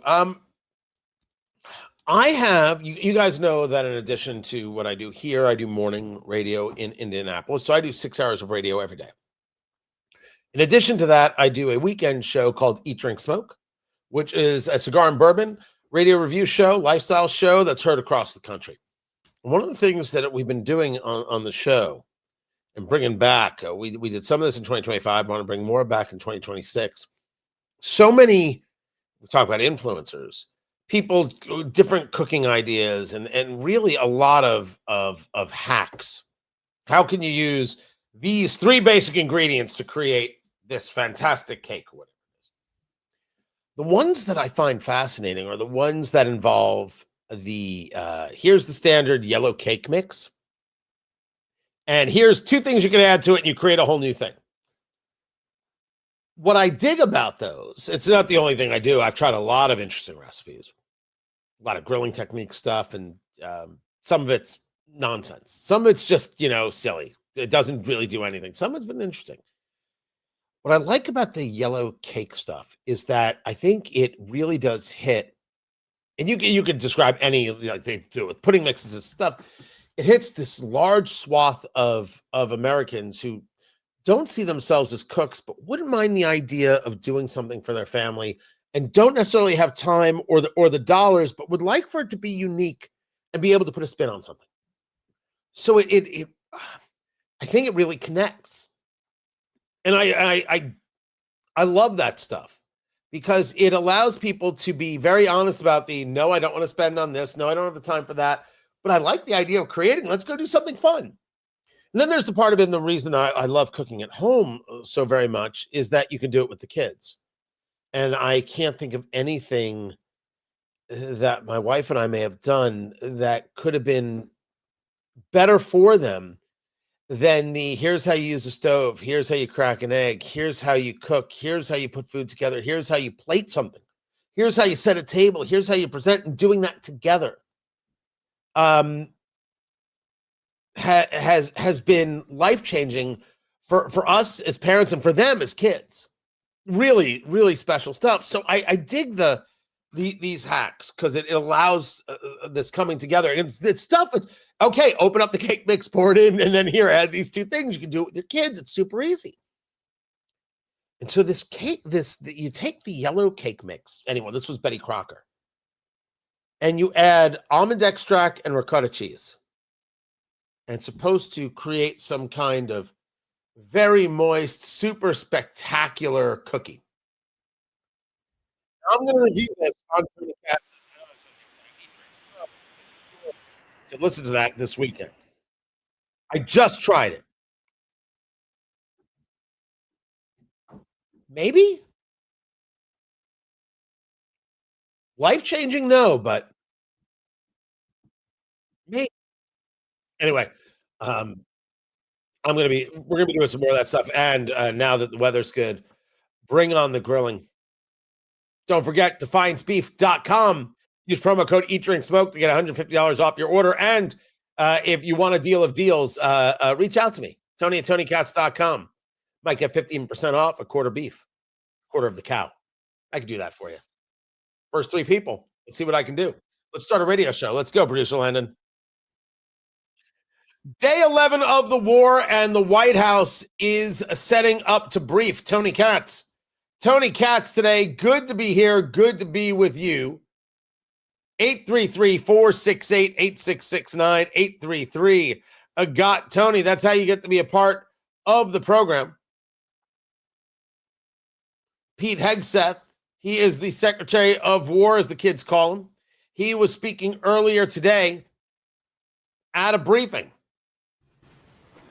The mullahs are desperate and scrambling.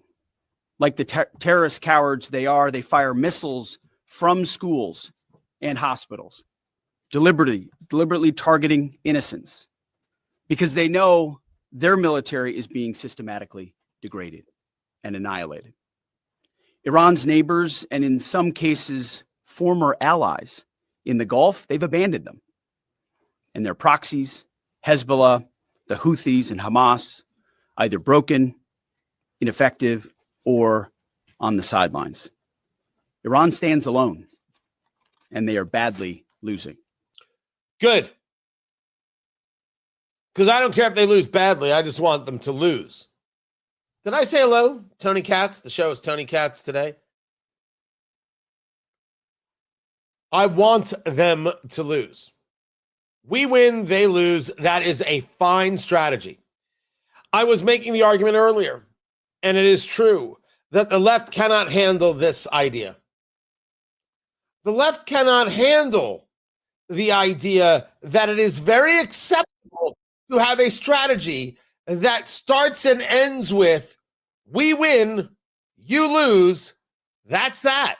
On day 10 of Operation Epic Fury, we are winning with an overwhelming and unrelenting focus on our objectives, which are the same as the day I gave my first briefing here on Operation Epic Fury. They're straightforward, and we are executing them with ruthless precision. One, destroy their missile stockpiles, their missile launchers, and their defense industrial base. Missiles and their ability to make them. Two, destroy their navy. And three, permanently deny Iran nuclear weapons forever. It's a laser-focused, maximum authority mission delivered with overwhelming and unrelenting precision. No hesitation, no half measures. As President Trump declared yesterday, we're crushing the enemy in an overwhelming display of technical skill and military force. We will not relent until the enemy is totally and decisively defeated. But we do so on our timeline and at our choosing. Correct. I agree with every single part of that. This seems to be anathema to the political left. That's their problem. If I am the White House, if I am the Department of War, Department of Defense, calm down, everybody. I tripled down on this. The concept of winning, what it is to win, to not be ashamed of strength or might. We win, they lose. That is an acceptable, valuable strategy. I think we should share it with our kids. I think you should share it with your sons and share it with your daughters and share it with your grandkids and share it with your nieces and nephews. We win, they lose. Sure, it'd be nice if everybody got along. It'd be nice, okay, with little disagreements, but fine. We could do that with family. We could do that with friends. We should be able to do that in America politically.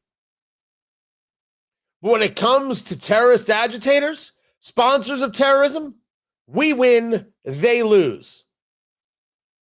That's what it takes. That's the real world. You can't make nice with people who want to kill you. Can't be done. I think we should teach that lesson. It's a good one. It's a valuable one. It's an important one. I was, I'll probably get into this tomorrow. There was this moment on Capitol Hill. It was the Senate Budget Committee, I think it was. And it's Lindsey Graham. And they are talking in this Budget Committee about Homeland Security. Excuse me there. And in this conversation about Homeland Security, he brings up the illegal immigrant who killed Stephanie Minter. Stephanie Minter was stabbed to death at a bus stop in Virginia. And she was stabbed to death at a bus stop in Virginia because Virginia, like many other states, does not respond to ICE detainer requests, and they allow people to go free. So you've got these people who shouldn't be on the streets,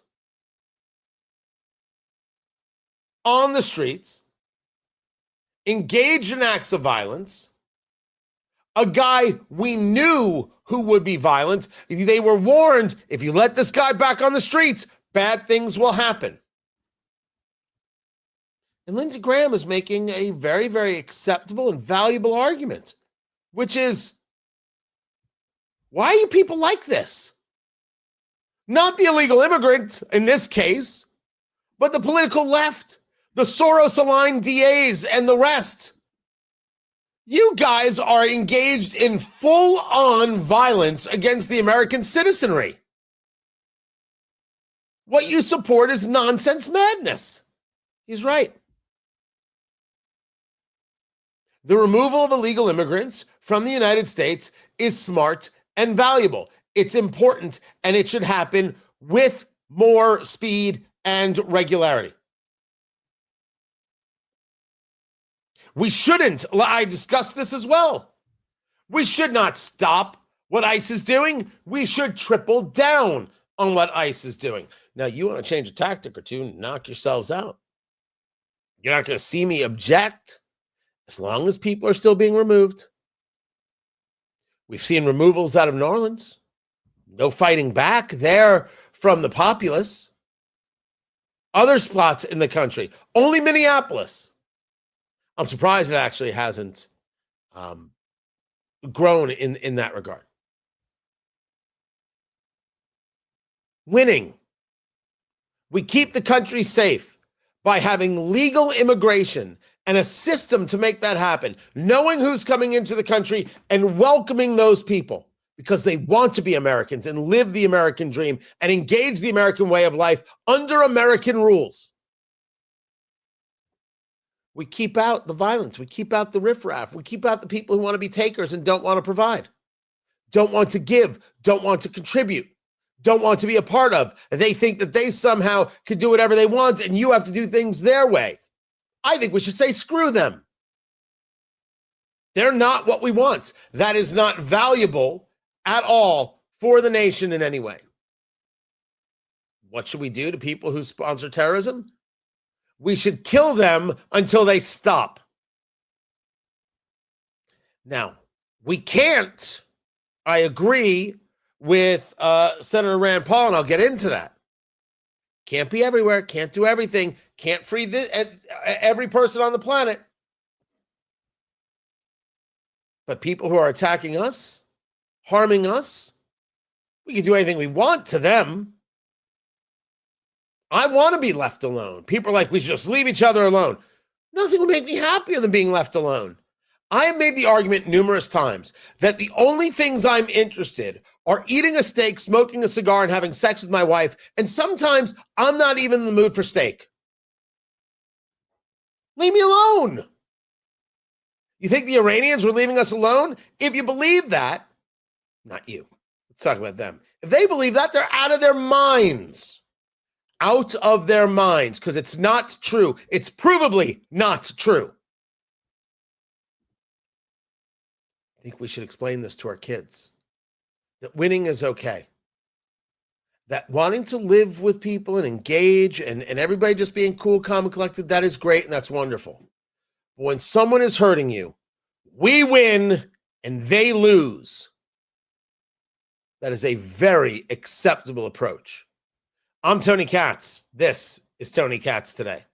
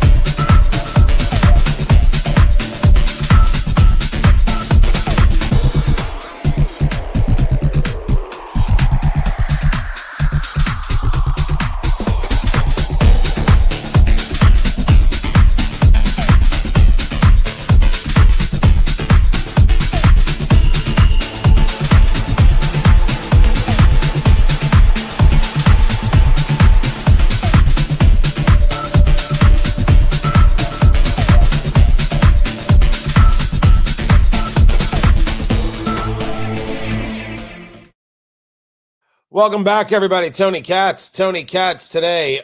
So Caroline Levitt's about to walk out. I may just pause it and take it straight. That's my plan.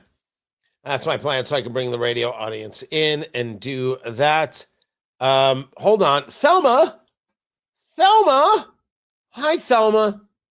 All right. So first of all, Thelma has been a thorn in my side for a great number of years. I do not know if Thelma's a real person or not. I do not know if Thelma is a nom de plume. I don't know. They're not okay with having illegal immigrants voting. My godson, why do you lie about this matter? There's no question that we have seen people registered to vote who are here illegally. There's no question that if you don't believe in voter ID, you want the opportunity for fraud. I have not lied about anything. You disagree with me, but I have facts on my side, and you have, well, that. So I need you to come stronger, Thelma. I'm glad you're here. Thank you so very much. And then there was another one. Oh, when are you going to fight in Iran for Israel? Well, no one is fighting in Iran. We are fighting Iran, and we're doing it from the air and from the sea and kicking their ass, which I'm sorry is upsetting you so much. But for the rest of the world, it is good. Get rid of the Iranian regime until they are all dead and let these Persian people be free. And, of course, let's start with no more terrorism being paid for. That's a good thing.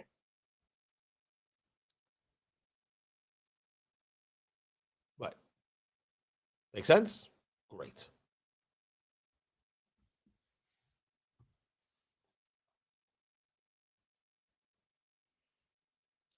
The White House press briefing has begun. Caroline Levitt at the podium. Tony Katz today. Good to be with you. Let's take it to the White House press secretary. Let's begin with some scheduling updates.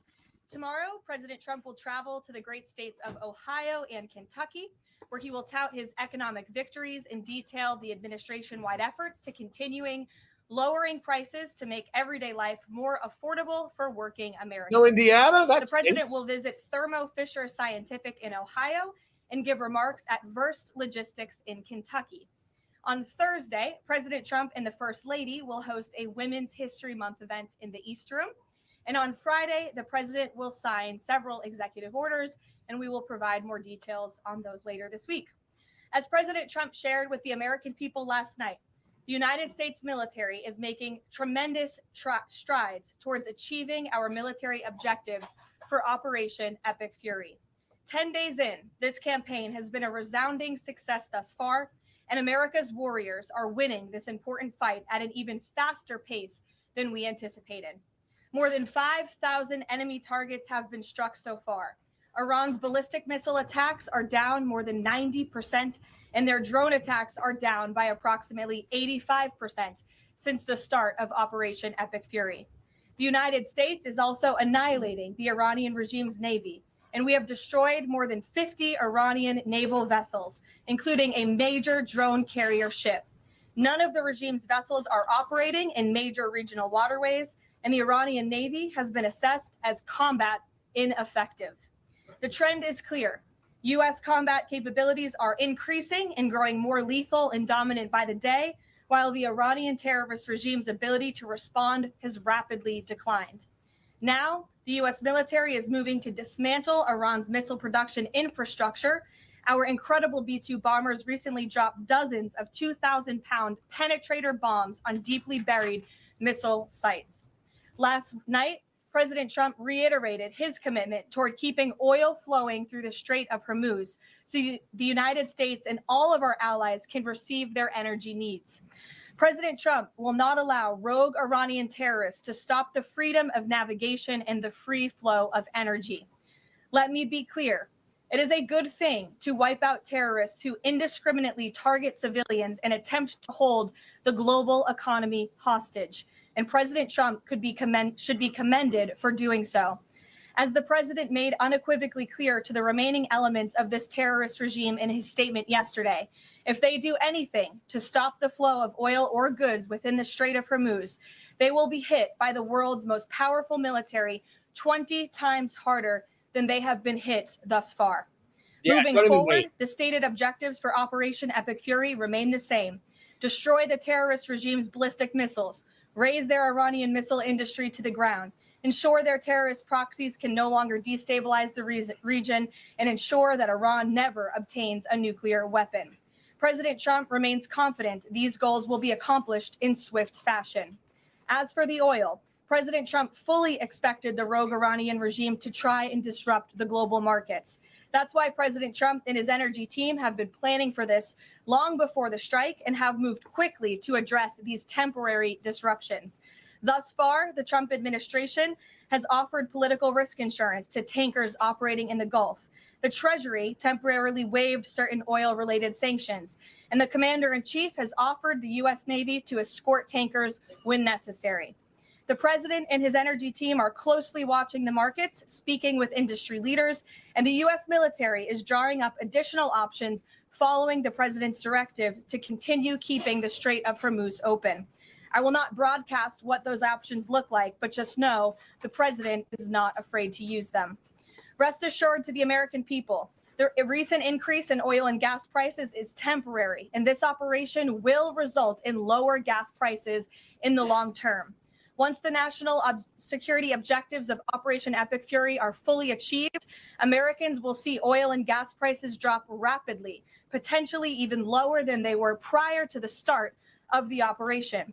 And we will live in a world where Iran can no longer threaten the United States or our allies with a nuclear bomb. On another matter here at home, President Trump is urging Congress to pass the Save America Act, one of the most critical pieces of legislation in our nation's history. The Save America Act is overwhelmingly popular with all Americans because each provision is rooted in common sense. The Save America Act has 5 simple requirements as requested by the President of the United States. Number 1, voters have to show ID to cast a ballot in an American election. Very simple. 90% of Americans, including more than 80% of Democrat voters, agree with this.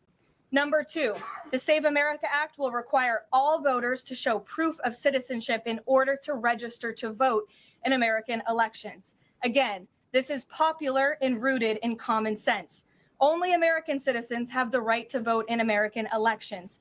But after Joe Biden and the Democrats allowed tens of millions of illegal aliens into our country, it's more important than ever to ensure that only American citizens are registering to vote on our nation's voter rolls, and Congress needs to pass this. Number 3, the Save America Act abolishes the incredibly unsecure practice of universal mail-in ballots, which throw the door wide open for fraud.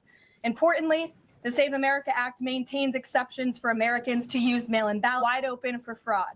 Importantly, the Save America Act maintains exceptions for Americans to use mail-in ballots for illness, disability, military, or travel reasons. Can I just say that she often comes out, direct and focused, and I am always someone who, it's always too president laudatory. It's a personal thing with me. It drives me crazy. I don't know if it drives other people crazy. Putting that to the side. She has come out punching.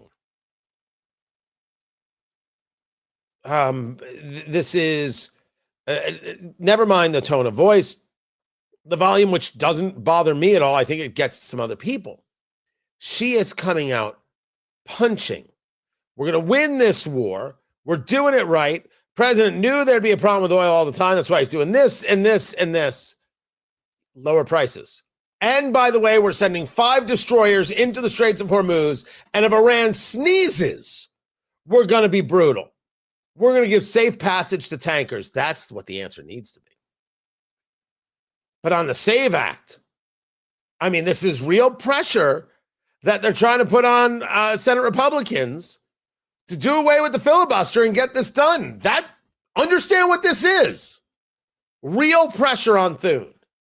The bipartisan 2005 report of the Commission on Federal Election Reform, chaired by, of all people, former President Jimmy Carter and former Secretary of State James Baker, concluded that, quote, absentee ballots remain the largest source of potential voter fraud, and it is time for Congress to finally address this.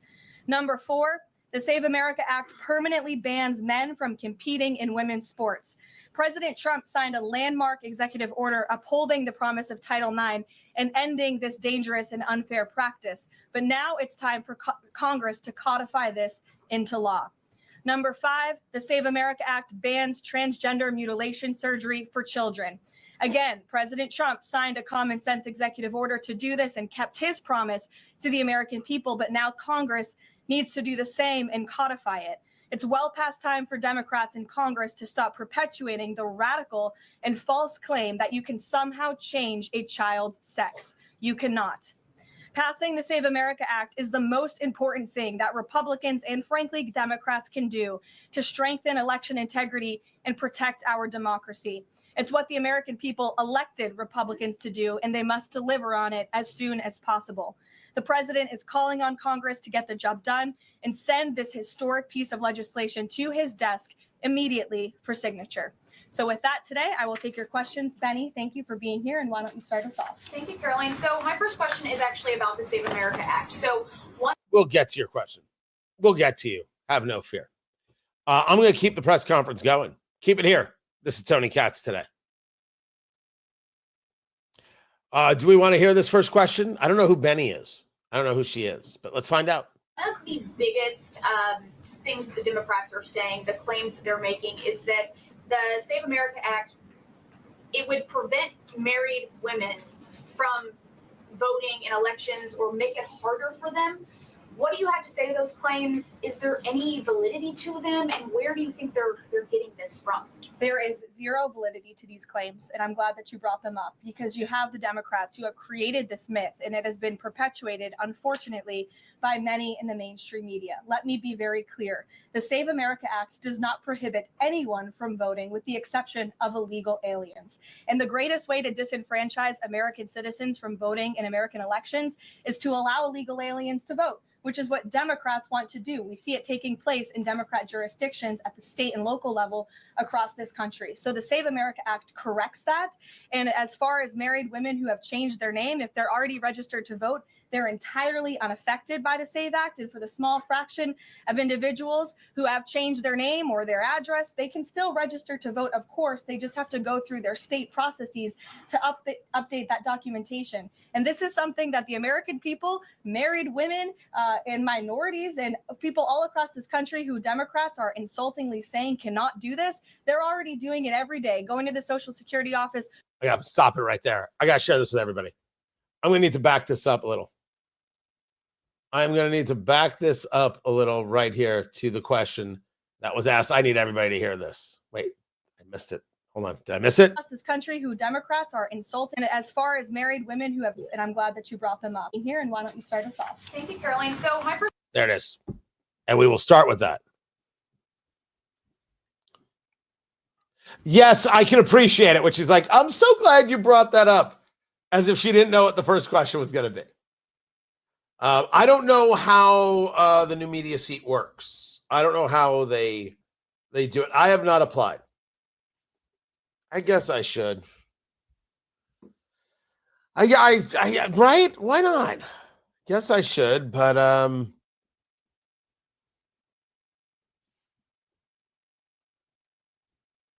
just saying that I assume they know what that question is.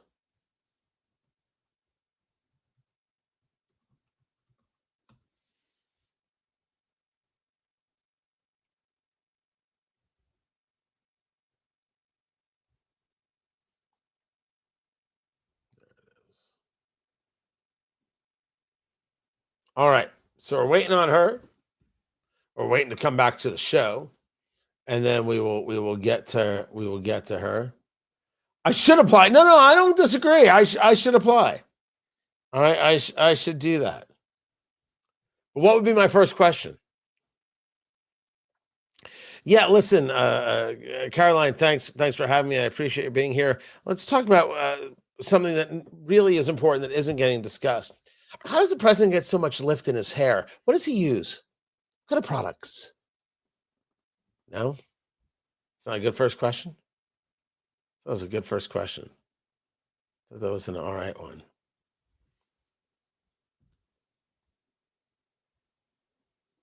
Caroline, let me ask you a question. Now you've been doing this job for over a year.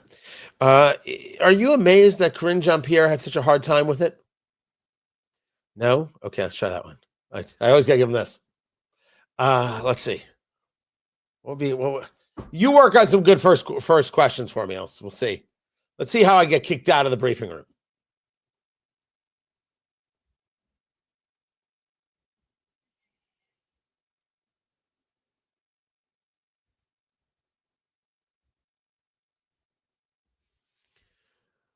So the first question out of the gate to Karine Jean-Pierre. See, I brought that up during the break, and now it's in my head.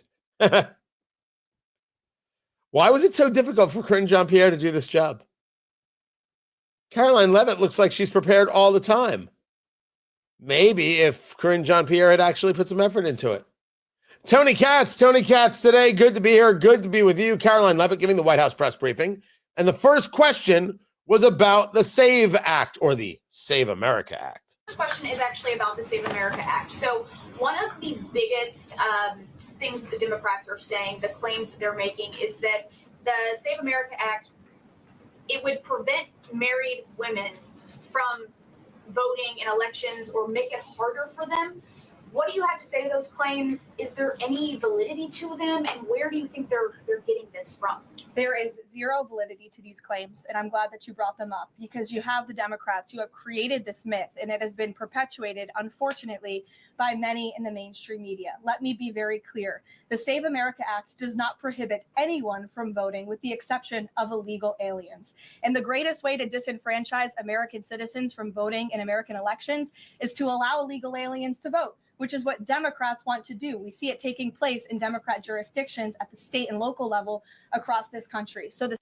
And that is true. We have had people go to jail for it, people be charged with it, all sorts of things about ballot issues and registration issues. Let's not deny that it's happening. Tony Katz today. Good to be here. Good to be with you. I forget sometimes if I say hello, so I like to make sure I go back and do that. But then Caroline Leavitt gets into, do we all understand how this works and what this means? And this idea that women won't be able to vote is just silly. Save America Act corrects that. And as far as married women who have changed their name, if they're already registered to vote, they're entirely unaffected by the SAVE Act. And for the small fraction of individuals who have changed their name or their address, they can still register to vote. Of course, they just have to go through their state processes to update that documentation. And this is something that the American people, married women and minorities and people all across this country who Democrats are insultingly saying cannot do this, they're already doing it every day, going to the Social Security office, going to the DMV. And I think it's frankly insulting that the Democrats are saying that there's certain groups of people in this country who aren't smart enough to update their documentation to allow them to vote. Again, this is a huge myth, and thank you for giving me the opportunity to address it. You have still Democratic leadership saying that people of color and women won't be able to vote. It's a lie. It's beyond insulting. The left is saying that women and people of color are too dumb to get an ID. It is embarrassing. It is pathetic. It is what it is. And I don't know why people who are of color, I don't know, they say people of color. What? Good Lord. And women, I don't know how you could vote for this stuff. I don't know how you could vote for people who think that you're incompetent. It's belittling. It's gross. I don't think you should take that abuse. Let's get back to the presser. Of course, and then just one more question about DHS. The funding issue has been 3+ weeks now. I was at the airport this morning in St. Louis, Missouri, and it was early in the morning, and one of the TSA agents, I saw she was kind of tearing up. She was crying, and I asked her, I was like, what's wrong? And she was like, I can't make my phone payment. I can barely make my car payment that's coming up. I think a lot in the Beltway, there's so much noise between Democrats, Republicans. It's the Democrats' fault. It's the Republicans' fault. But what is the White House's message to the American people that are struggling because they're not getting that paycheck? It's take away the politics. What do you have to say to those people? Please. President Trump wants the Department of Homeland Security. He wants TSA. He wants FEMA. He wants the brave men and women of our United States Coast Guard to receive their paychecks. And he wants this department to be fully funded and fully reopened. And so to any American out there who is struggling without a paycheck, we know there's more than 100,000 of you across the country. To any American out there who is showing up to an airport and facing incredibly long wait times and lines, call your Democrat member of Congress and tell them to fund the Department of Homeland Security. That's what President Trump wants to do. And it's completely ridiculous that the American people are suffering as a result of these partisan games that are being played. Go out there, talk to the people online, bring them a drink, tell them you're sorry they have to suffer it, blame Democrats for it right in front of the people. Fight proper. So look, as you know, Steve, the president and the U.S. military's initial timeline was about 4 to 6 weeks to achieve the full objectives of Operation Epic Fury. Again, to destroy their missiles and their ability to make them, destroy their Navy, permanently deny them nuclear weapons forever, and to, of course, weaken their evil terrorist proxies in the region. We know that the U.S. military and our brave warfighters are quickly and expeditiously executing these objectives well ahead of schedule. But ultimately, the operations will end when the commander-in-chief determines the military objectives have been met, fully realized, and that Iran is in a position of complete and unconditional surrender, whether they say it or not. Does the president still want Iran's unconditional surrender? Well, when President Trump says that Iran is in a place of unconditional surrender, he's not claiming the Iranian regime is going to come out and say that themselves. What the president means is that Iran's threats will no longer be backed by a ballistic missile arsenal that protects them from building a nuclear bomb in their country. I could make an empty threat, but if I have no actions to back it up, then it's an empty threat. And so President Trump will determine when Iran is in a place of unconditional surrender, when they no longer pose a credible and direct threat to the United States of America and our allies. Adriana. Can you explain why the Energy Secretary posted and then appeared to have deleted a post on X saying that the U.S. Navy escorted an oil tanker through the Strait of Hormuz? Yes, I was made aware of this post. I haven't had a chance to talk to the Energy Secretary about it directly. However, I know the post was taken down pretty quickly, and I can confirm that the U.S. Navy has not escorted a tanker or a vessel at this time, though, of course, that's an option the president has said he will absolutely utilize if and when necessary at the appropriate time. This was something that was posted erroneously. Could it be because of a staffer? What, I guess, will there be any consequences for this? I know you still have to consult, but just generally speaking. Again, I would defer you to the Department of Energy to answer that question. And if I could just follow up really quickly. Sure. In terms of oil sanctions, the president said that there would be some sanctions that would be lifted. Would those be on Venezuela, Russia? Could you give some specifics there and then timing for that as well? Sure. I know it's something that the Treasury Department and the president's energy team continue to discuss, and they will ultimately consult with the president before decisions are made. I don't have any announcements on new sanctions or the lifting of new sanctions for you today. Alex. Thank you. Venezuela is where the oil that's come about from. 150 U.S. Service members have been injured so far. Can you confirm that number and elaborate on that? I can't confirm the exact number. I know it's within that ballpark, but I would defer you to the Pentagon for a specific number of wounded or injured thus far. And then secondly, if I can, I wanted to ask about there was a briefing on the Capitol Hill today, and some senators came out and said they were more convinced than ever that there would be U.S. boots on the ground. Senator Blumenthal said that. In fact, your reaction to that and any update on President Trump's thinking about it?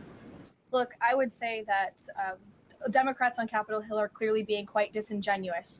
3 years ago, not a single Democrat voted for the against the resolution condemning Iran as the world's leading state sponsor of terror. Yet now, with President Trump as commander-in-chief finally taking the action that so many Democrats have called on the commander-in-chief to do for many, many years, to wipe out the threat of a rogue Iranian terrorist regime, now all of a sudden Democrats are playing politics with this long-standing bipartisan policy of the United States, and 53 of them in the House recently voted against the resolution condemning Iran as the world's state sponsor of terror. So I wouldn't take Democrats at their word. As for boots on the ground, the president has talked about this repeatedly. Wisely, he does not rule options out as commander-in-chief. So again, I would hesitate to confirm anything that a Democrat on Capitol Hill says right now about the president's thinking. That is correct. Because the clear argument is going to be political. Oh, I know what the president's going to do. No, you don't. No, you don't. Back to the press conference with Caroline Levitt. Outline to Steve the military components of what would be involved in ending this war, but it seems like there's a political component too. The president said to Fox earlier today that he doesn't believe the new Ayatollah can live in peace. He made a variety of comments suggesting that he should be involved in picking the new Iranian leader. Is the ending of this war also contingent on Iran selecting a leader that the president finds acceptable? And if so, how is that not the definition of a regime change war? Look, as President Trump has blatantly and frankly stated, it's obviously within the best interest of the United States and the West to no longer have a radical terrorist in charge of Iran, especially as we see their reaction to Operation Epic Fury. They had their missiles turned towards our Gulf and Arab partners in the region. Again, this was a regime that chanted, or still chants, death to America. We look at the way that they are holding the entire world hostage with the restricting of the free flow of energy through the Strait of Hormuz. So the president, I think, is making quite an obvious comment. Again, as for the timeline of the military operations with respect to Iran, we have objectives that we have laid out that the commander-in-chief wants to see achieved. When they are achieved, then it will ultimately be up to the president to end this operation. Okay, so I think you're not exactly addressing my question, though. Is that political objective also necessary for the president to decide to end this war? Look, again, I just told you the objectives of Operation Epic Fury. When those objectives are met, the president will dictate the end of these operations when he deems that Iran no longer poses a credible threat to the United States of America. So is the question being asked about trying to get it to be political? So now you give cover to this is all just politics. This is all just wag the dog. It's all about the Epstein files or some other insanity. Where Caroline Levitt shines and is way above her age is being able to suss that out and not being able to be taken off task. It's very impressive stuff. For her age, very impressive. Very good stuff. More to get to. I'm Tony Katz. This is Tony Katz Today. All right, so radio show is in break. I want to keep going with this, if you don't mind. If I want to share something with the radio audience, I will. Let's keep going. And again, it goes back to what does that unconditional surrender look like? Iran can talk all they want, and their words will be very empty when we've completely annihilated their navy, as we are doing, when we've taken out the threat of their ballistic missile capability, when we can finally ensure that they can no longer make a nuclear bomb to threaten the United States and our allies and our troops in the region. And that's what President Trump is ultimately seeking to do with respect to this operation. Jennifer. There was a shooting outside of a synagogue in Baltimore. Do you know if the president has been briefed on that? And do you have any more details on what happened? I don't, but we certainly will get you more details, Jennifer. And I don't know if the president is briefed, but I'll check on that when I get back to the Oval Office after this. Sure. Thanks, Caroline. The president said yesterday for the first time that he had to strike Iran because he believes that Iran was going to strike U.S. targets within 7 days. And then he bumped that down later to 3 days. Where is he getting that? Well, that's not the first time the president has said that he chose to launch Operation Epic Fury because he felt as though Iran was going to strike the United States and our assets in the region first. Again, I addressed this in the last briefing. This was a feeling the president had based on facts provided to him by his top negotiators who had been engaged with the Iranian regime in a good faith effort. The Iranian regime was lying, deceiving the United States of America, clearly trying to continue their nuclear program to create a bomb that would, of course, threaten the United States of America. Again, their ballistic missile arsenal, they were rapidly and aggressively increasing that by the month to a place where they would essentially build immunity for themselves, where a future president or President Trump would not be able to launch this incredibly successful operation. And so the president, again, as I've reiterated, and he has said, was not going to sit back and allow the Iranian regime to threaten or to attack the United States of America any longer. But there are no U.S. leaders or Israeli leaders who are making those same claims. So is he making this up to justify his decision to go to war now? The president is not making anything up, Nancy. He is Called it. looking at this every single Called day it. based on intelligence, based on facts, and based on intelligence that he himself and his negotiators have consumed based on their, again, negotiations with the rogue Iranian regime over the past year. And the president and his team tried in a good faith way to reach a diplomatic deal through peaceful means with the Iranian regime. And Iran chose this path to death and destruction. Iran wanted to attack the United States of America, and the president was not going to sit back and allow that to happen. He was not going to sit back and allow that to happen, and everyone in this room should be grateful for it. John.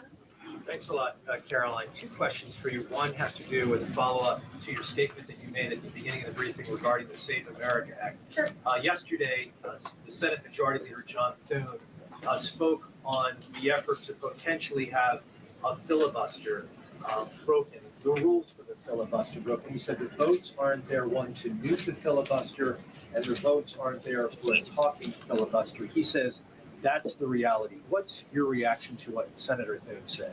Look, I think President Trump, the urgency behind his need to pass the Save America Act and his desire to get this country-saving legislation passed has been made quite clear. He wants all options on the table, and he wants the Senate to move as quickly as possible through whatever means necessary. And then secondly, just regarding the president's trip tomorrow, looking ahead, why Ohio and why Northern Kentucky? Well, why not? These are two great states with great Americans. Just wanted to know why they were chosen. Great states with great Americans. The president will be joined by lawmakers from both states who he greatly admires and respects and supports. And he'll be meeting with business owners in both of these places and talking about the economy, which is, of course, the utmost importance to him. Caroline, thank you. Last week, the Energy Secretary issued a waiver for India to get oil, Russian oils during this energy crisis. Yes. Have you spoken to the President about it? What's the idea behind this? Have I spoken to the president about it? Yeah. Yes, I have spoken to the president about it. And the president and the Secretary of Treasury and the whole national security team came to this decision because our allies in India, as you know, Lalit, have been good actors and have previously stopped buying sanctioned Russian oil. So as we work to appease this temporary gap of oil supply around the world because of the Iranians, we have temporarily permitted them to accept that Russian oil. And this Russian oil was already at sea. It was already out on the water. So this short-term measure, we don't believe it will provide significant financial benefit to the Russian government at this time. I have one more question about Pakistan. You know, Pakistan is a neighbor of Iran, and Pakistan is also an ally of U.S. President has been praising a lot about the field marshal. Is Pakistan providing any kind of support in this war against Iran? That I will have to check out with the Pentagon and get back to you. Sure. Thanks, Caroline. The president said yesterday that President Putin told him he wanted to be helpful in the Middle East. The Kremlin put out a statement where Putin said, quote, "I would like to reaffirm our unwavering support for Tehran and our solidarity with Iranian friends." How does the president think that Russia could be helpful, if not helping Iran? And did the president push Putin on Russia sharing intelligence with Iran in this war? The president and his special envoy Witkoff have both said that, of course, they've sent a message to Russia that if that was taking place, it's not something they would be happy with, and they hope that it is not taking place. As for further details about the discussions between these two leaders, I'll leave it to the president to divulge any more of that conversation. But he did confirm it yesterday and provided you with a little bit of the background and his view and his perspective, as he always does. This is the White House press briefing. Tony Katz today. Good to be with you. A question was asked during the break about what the president knew about a shooting at a synagogue in Baltimore. We had not heard of this. This happened in the mid-afternoon. Got reported a suspect dead, a Baltimore police officer injured, a call for a burglary turning into a barricade situation. And the address is that of something called the Agudath Israel of Baltimore Synagogue. I do not know anything, not surprising, about this synagogue. Type of synagogue it is. Is it Reform, conservative? Is it Orthodox? Don't have the answer there. So they heard a single gunshot. This, according to witnesses who saw officers run, an officer was taken to shock trauma, condition currently unclear. Putting out on X was the statement that the brave men and women of Baltimore Police Department put their lives on the line every day to build a better, safer Baltimore. As the situation develops, our hearts are with the officer, their family, and the entire department. So one would assume that if there is something more to this, we're going to get that reporting sooner rather than later. The initial reaction from anyone will be, there's something more to this. I don't know this. I have absolutely no idea what are the precipitating factors, what brought this to the fore. No clue. I do not know as of yet. We're going to get the information when we do. Don't jump. Don't. Oh, it's so easy to do. It happened in a synagogue. You know what this means? Guys, every time I go to my synagogue, I know what's possible. And as we have made the argument here many times, you go to church, you know what's possible. And every time there's a reporting of something like this, we know what's possible. I want to talk about what is. The minds can race on what's possible. People get clicks on what's possible, but we have a name for those people. We call them scumbags. So let's not be the people who engage in the what's possible. Let's engage in the what is. This is what we know right now. And I don't have a single bit of information that shows that this was targeted, that shows this involved people who were Jewish, or whether people in the synagogue. I don't have anything about this. Do I have to question whether or not there's bigotry out there, whether there's anti-Semitism out there globally? Switzerland saw a 36.9% rise in online anti-Semitism in 2025 alone. We're all aware of that. Let's get information before we start sharing subjects, all right? Find everything at TonyKatz.com. Tomorrow, everyone, take care. Guys, the full 3 hours. I don't always do that with the live stream. I do not always do that with the live stream. That's pretty nutty right there. Appreciate you guys being here like you wouldn't believe. Don't forget to subscribe. If you would do that, I'd appreciate it. Subscribe over there at the YouTubes. It's a cool thing. All the cool kids are doing it, you know. And if you do it, most probably later today, you're going to get lucky.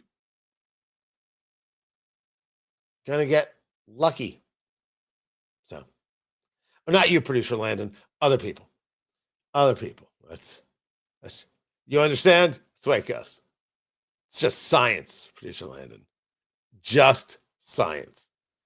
Guys, I appreciate you so very much. Can't thank you enough for being here. I will catch you all tomorrow. Be good. Catch you later.